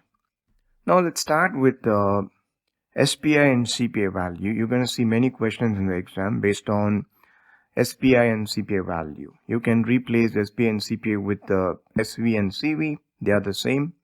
Now, there are 4 types of combinations. First, in some projects, both the SPI and the CPI value would be good. Like here, you see this quadrant, this particular quadrant. This is about both SPI and CPI value are good. Our CPI value is greater than 1, and then your SPI value is also greater than 1. Sometimes both will be bad. So this is that situation. Okay. In some situations, the SPI will be bad, but the CPI will be better. Likewise, in some situations, the CPI will be bad, but the SPI will be good. So we have 4 possible situations. Now, we will learn what are the possible root causes for these situations and what are the possible actions we can take to resolve those deviations or issues. Alright, now first let's talk about both SPI and CPI are less than 1. You are behind the schedule and you are spending more money than the planned budget. What are the possible reasons, root causes for this situation? First, underestimation of budget. As we already told you, if you do not have realistic performance measurement baseline, you will not be able to do proper EVM analysis. Okay, so this is one reason. You have underestimated all the work in terms of time as well as in terms of cost, and the real work performance data will not be close to the estimated budget or the schedule, and so you're going to have poor SPI and CPI value. Sometimes the scope is complex than we thought. So you would have assumed that scope is simpler, but however, as we started the work, we might realize that these work packages are complex than we thought. And therefore, you might spend more time and money to complete them, to accomplish them. So what are the possible actions we can take? When you are in a very bad situation, you are both SPI and CPI value are poor, either we need to increase the budget and the schedule. That's one possible action you can take. And another action is you can reduce the scope. You can de-scope your project. You can discuss with your key stakeholders and remove some of the planned work packages and reduce your scope so that you can accomplish the remaining scope with the available budget and time. This is an extreme step. However, if you have a situation in which you cannot get money or the time required to complete the project, we might have to sacrifice some of the least important features of our packages. Now let's talk about the second point, increasing the budget. So as I already told you, if you have a poor CPI value, then your TCPI value will be greater than 1, and this is not a good situation. You have to complete $1.5 of work by spending $1 of work. That's what TCPI 1.5 means, isn't it? So you have to increase your budget. You can work with 100% efficiency. For $1 spent, you need to accomplish $1 worth of work. This is doable, but the other way around is not possible. It's very difficult. It's very challenging one. Okay, so increase the budget or reduce the scope. That's the possible actions we can take. Then when it comes to this case where the CPI is poor but the schedule is better, you are ahead of the schedule for some reason, however you're spending more money. So what are the potential reasons for this? First is you would have overstaffed your project. You might have so many resources, human resources and other non-human resources like truck, machineries deployed in a project. Because of this, you are completing the work faster.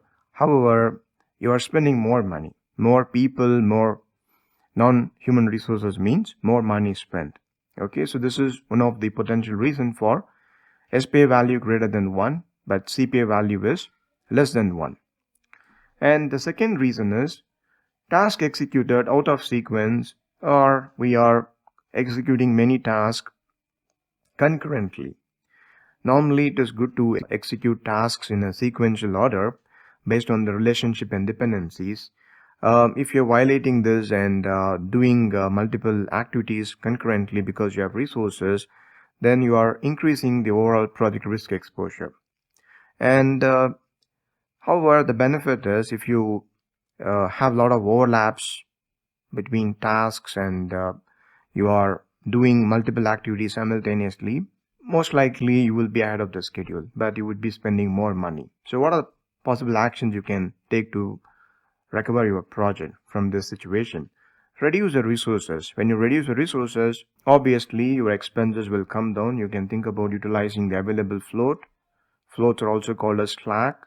You don't have to complete a task in a non-critical path faster. It's okay to consume the available float, and you don't have to deploy more people. So if you deploy less people in a non-critical path, activities in non-critical path, they're going to take more time. However, of course, this will consume the float because less people means more time, and we're going to give up the float. The available float will be consumed. However, because you deploy less people, you're going to save a lot of money.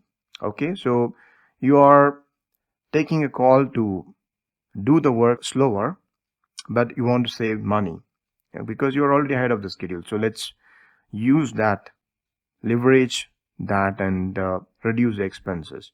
Another one is sequence the task in the right order based on the dependencies and relationship.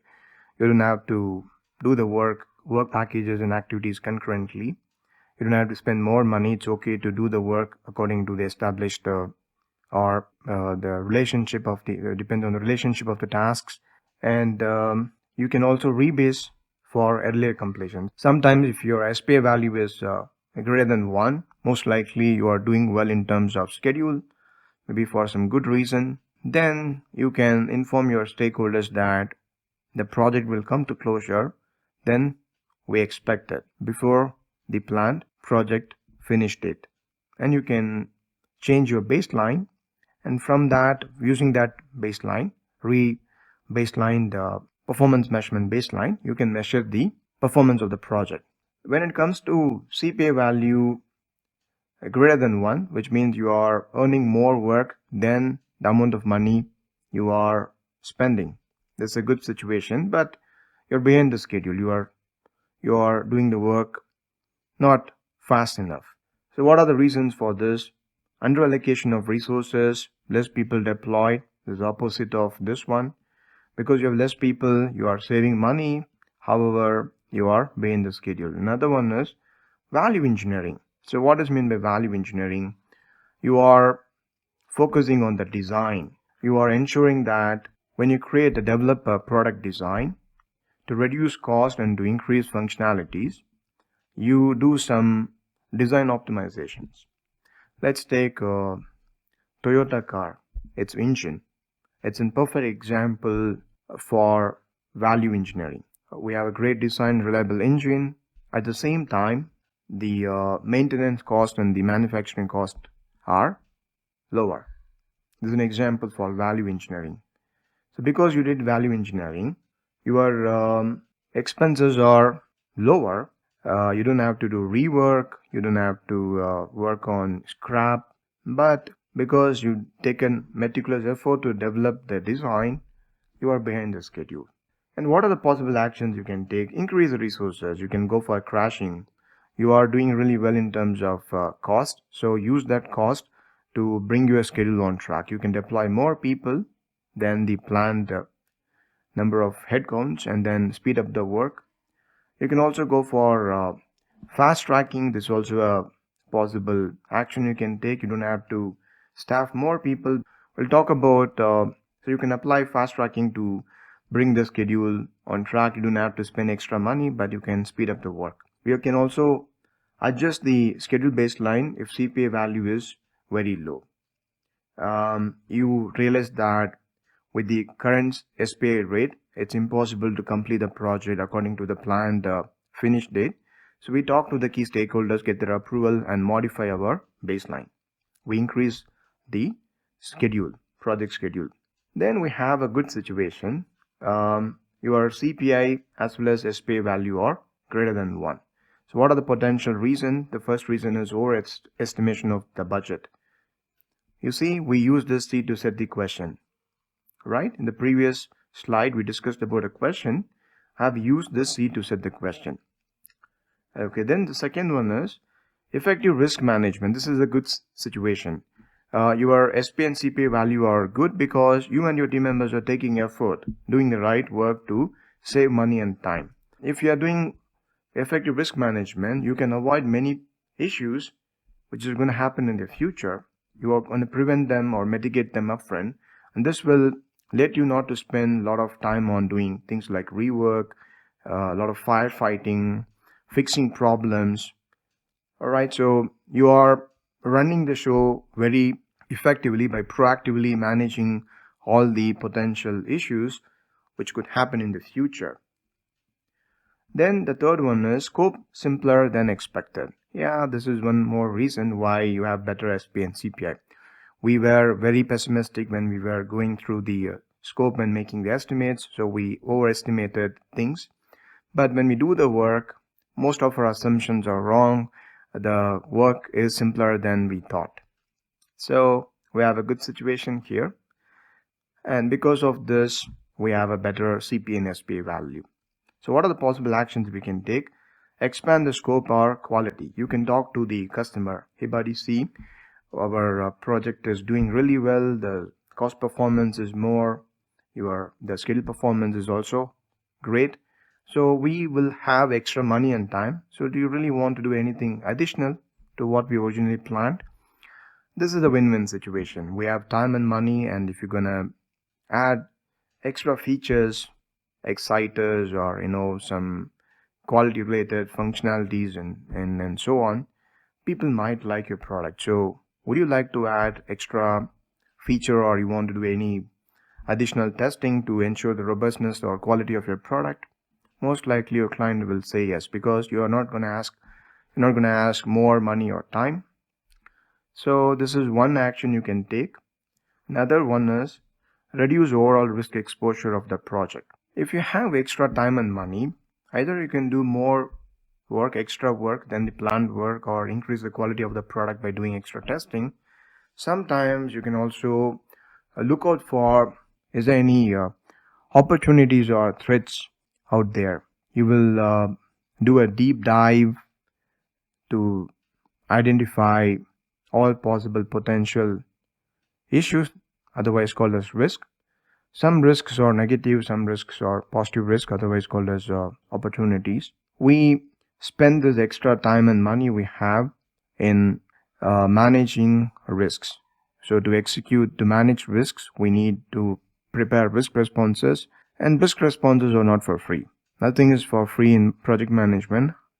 They either cost you money or time or your peace of mind. Okay, so here, if you want to mitigate or prevent risks happening in the project, then you need to plan for many new risk responses, and for this you need money.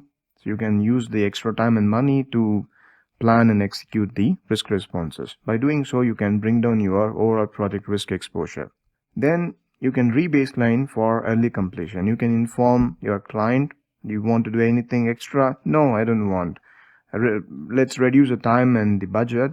Return me the remaining money and we can close the project earlier. I will release my product to the market as soon as possible. This is a win-win situation. All right, so let's re-baseline the project for early completion. All right, so these are the seeds we need to know to solve some tricky questions in the exam coming from earned value management. Remember, you will see two types of questions in the exam. The first one is next type question. So they will present you a situation and ask you what you should do to solve this situation. Or you're going to see another type of question called prevention type question. What could have been done to avoid this situation? To solve both of this type of questions, you need to know these seeds. These are the problems you will see in the scenario, and you would be either expected to find a solution or you would be expected to say what should have been done in the past to prevent this from happening. And what you have to do, you need to recall these points. For every potential root cause listed here, we have the appropriate possible actions we can take, and you can eliminate the wrong options and pick the right one if you know this table.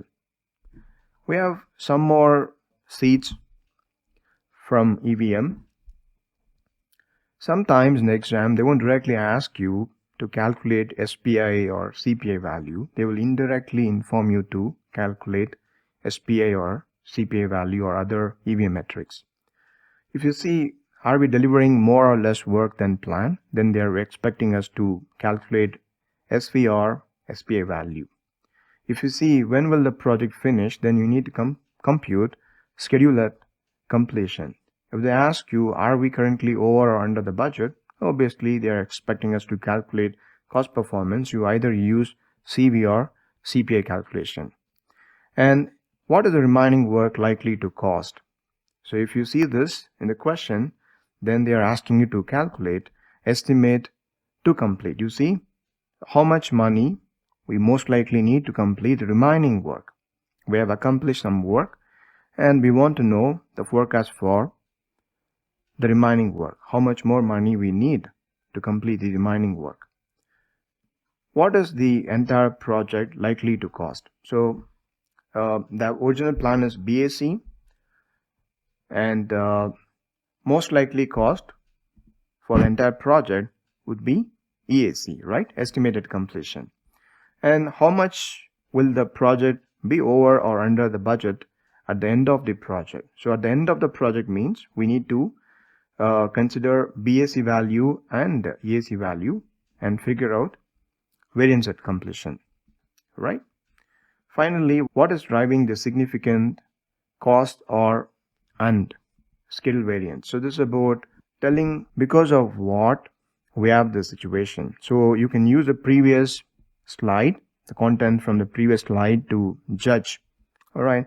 So you have to find out the root cause of the deviations for every possible situation, and that's with the project team. The project manager and the project team members should work on identifying the root cause of the deviations and come up with corrective action or improvement actions. And we also have some random pointers, seeds from EVM. The first one is when you create the performance measurement baseline. Remember this, it's formed based on scope, schedule, and cost baseline. We have to combine all the three baselines and form this one, and we will do this during planning phase. Remember this. So when PMB will be created, it will be created during the planning phase. And then PMB is the reference against which we compare the actuals. We know this, isn't it? Remember that. Is it possible to change the performance measurement baseline during execution? Well, the answer is yes, but we need to follow change management procedure. So we have to raise change request, and that need to be reviewed and approved by the change control board. We need to modify the project management plan and so on. So making changes to the performance measurement baseline is permitted. This is about rebaselining the project. However, to do this, we need to follow change control procedure or change management process. The fourth pointer is reliability of your earned value management metrics are based on how realistic your performance measurement baseline is. Overestimation is not good. Underestimation is not good. Be realistic. Don't be very optimistic as well as don't be very pessimistic. Be in the Goldilocks zone. Be realistic. Okay. Present value will be available for the whole project duration once performance measurement baseline is established. We know this. So as soon as we are done with planning, you would see the PV value from start of the project till end. However, when it comes to earned value and actual cost, we know this, they will be available till the current date. So let's say you're done with 6 months of work, you won't have EV and actual cost for the future dates because you need the actual to compute them, right? Both actual cost and EV. So PV will be available for the whole project duration. However, to calculate EV and AC, we need the actuals, so you won't find them for the future dates. SV or SPI, CV or CPI indicates the current status of the project, not the future. As on today, this is the situation. So it provides us what's going on at the moment. They don't help us to know the future directly. So if you have SPI and CPI value, you can say, as on today, we are doing great in terms of schedule, but in terms of cost, we are not doing great. You can say that. Whereas when it comes to EAC, ETC, VAC and TCPI, these are about forecast. These metrics are related to making an anticipation how the future is going to be. Okay, so SV, CV, SPI, CPI are about the current, the present situation of the project. When it comes to EAC, ETC, VAC and TCPI, we are talking about the future of the project. The project team responsible for finding the root cause of the variance and prepare the required corrective and preventive action. Remember this. Corrective and preventive action are different. Corrective action is all about the present. If you have a variance, CPI or SPI issue, we have to come up with corrective action because at present we have a problem. That's what deviations are all about. We are behind the schedule. We are spending more money than we supposed to spend. So we have a problem. We have an issue at hand. We need to resolve the issue. So we go for corrective action. When it comes to preventive action, we apply them for forecast metrics. We're not talking about the present. We are talking about the future. The trend looks like we're going to have a problem in the future. So that's why we need forecast metrics like EAC, ETC, VAC and TCPI. So these are about anticipated deviation, trend analysis. Currently, we do not have a problem, but if things are going the same way how it is happening now, in the future, we're going to have some problem. We will not be able to complete the project according to the planned budget. We need more money. So to address these issues, we take preventive or improvement actions. Okay, so we should not call them as corrective action. These are about risk management.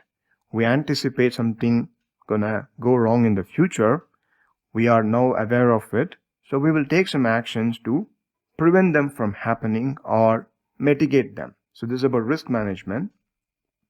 So the actions we take to address EAC, ETC, VAC and TCPI related issues are done using preventive or improvement action. So to address EAC, ETC, VAC, TCPI metrics related anticipated deviations, we take preventive or improvement actions, and these things comes under risk management.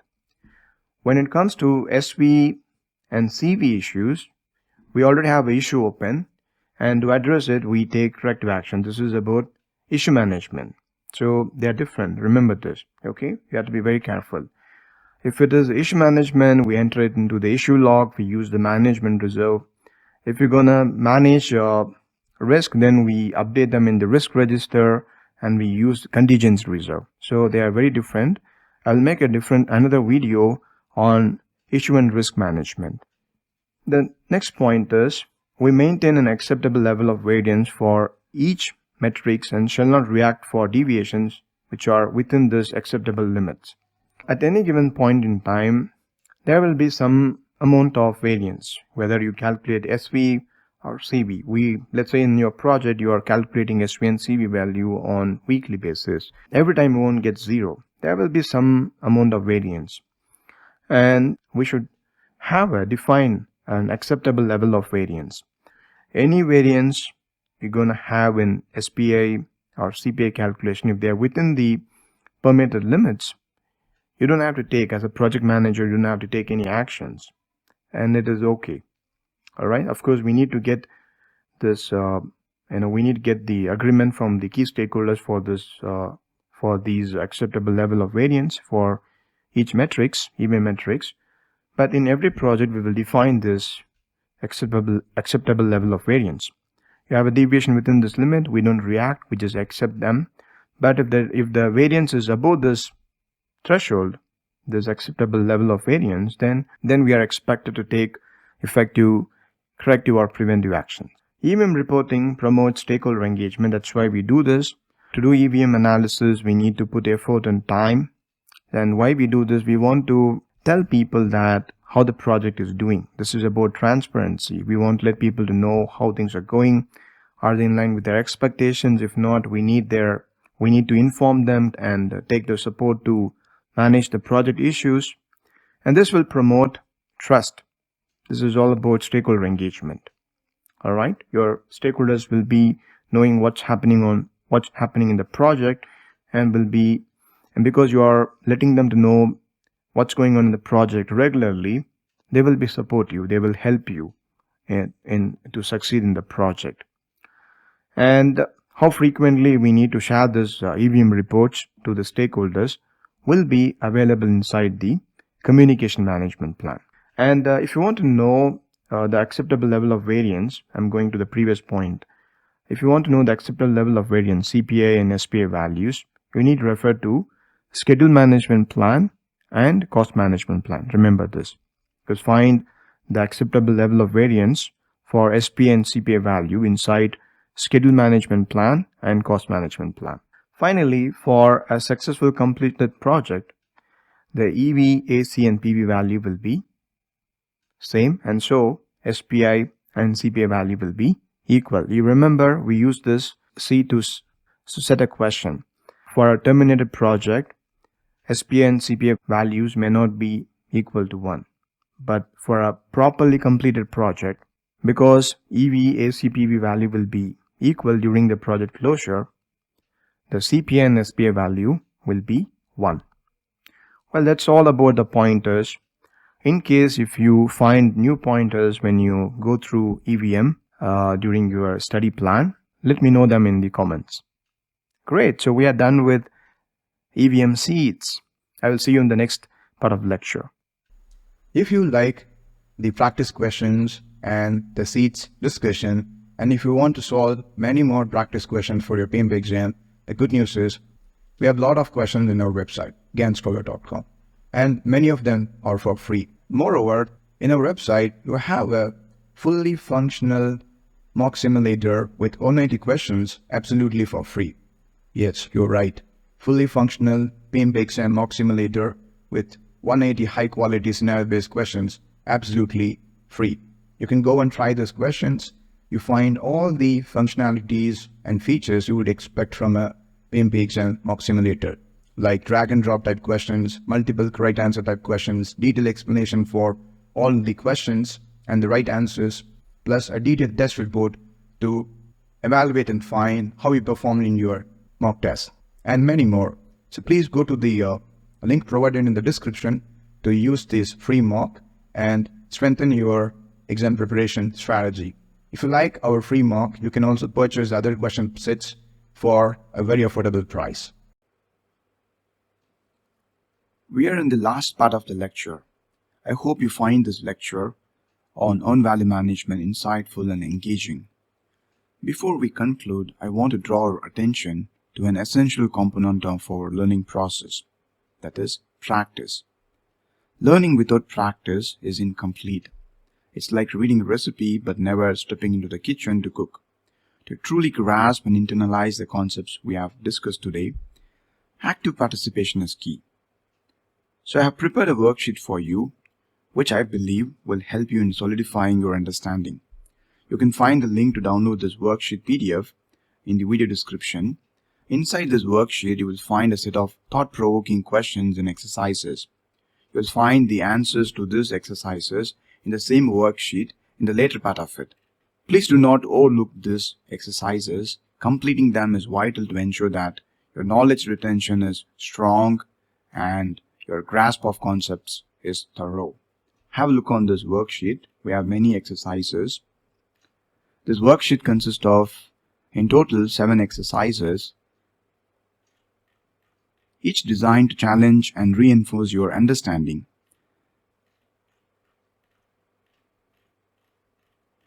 Especially, pay special attention to exercise 7, as it delves into managing work packages that are not fully completed by the status date.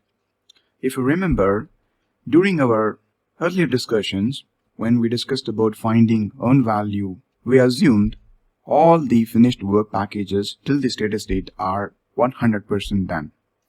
However, in real-life project management scenarios, this won't be the norm. So understanding how to calculate earned value when some of the work packages are partly done till the status date is crucial for real project management. Look at this table. You see the ones highlighted in yellow. These work packages are not 100% done. Work package 6, 7, 8 and 12. In the earlier discussion, till calendar week 15, we assumed all the done work are 100% done. So let's say we are done from work package 1 till work package 12. All of them are 100% done. However, in real projects, some of the work packages may not be fully done during the EVM analysis, that is, during the status date. So you have to find the earned value for all these work packages and also the consolidated earned value for this particular project till calendar week 15. Alright, so I urge you to take the time to complete these exercises diligently. As I mentioned earlier, you will find the answers to the exercises in the later part of this document, the same document. So after solving the exercises, the questions, you can review your answers using the answers I provided in this sheet. Your commitment to these assignments will pave the way for a deeper understanding of earned value management principles. I look forward to see the results of your hard work. Indeed, it's a long discussion, but I'm sure that it's a rewarding learning experience for you. Please do the assignments, because if you just watch this video and do not do the assignments, you are just keeping yourself passively entertained, and that's not good. Alright? So let me know about your opinion and about your feelings in the comment section. Also, if you want me to make videos on any other project management concepts or topics, please let me know in the comment. At GAT Scholar, we develop a lot of useful, valuable educational materials on project management and publish them on YouTube. If you want to continuously learn many project management concepts, you can subscribe to our channel. Always remember, victory in those preparation, and you are doing the right thing. I will see you with another interesting video. Till then, bye.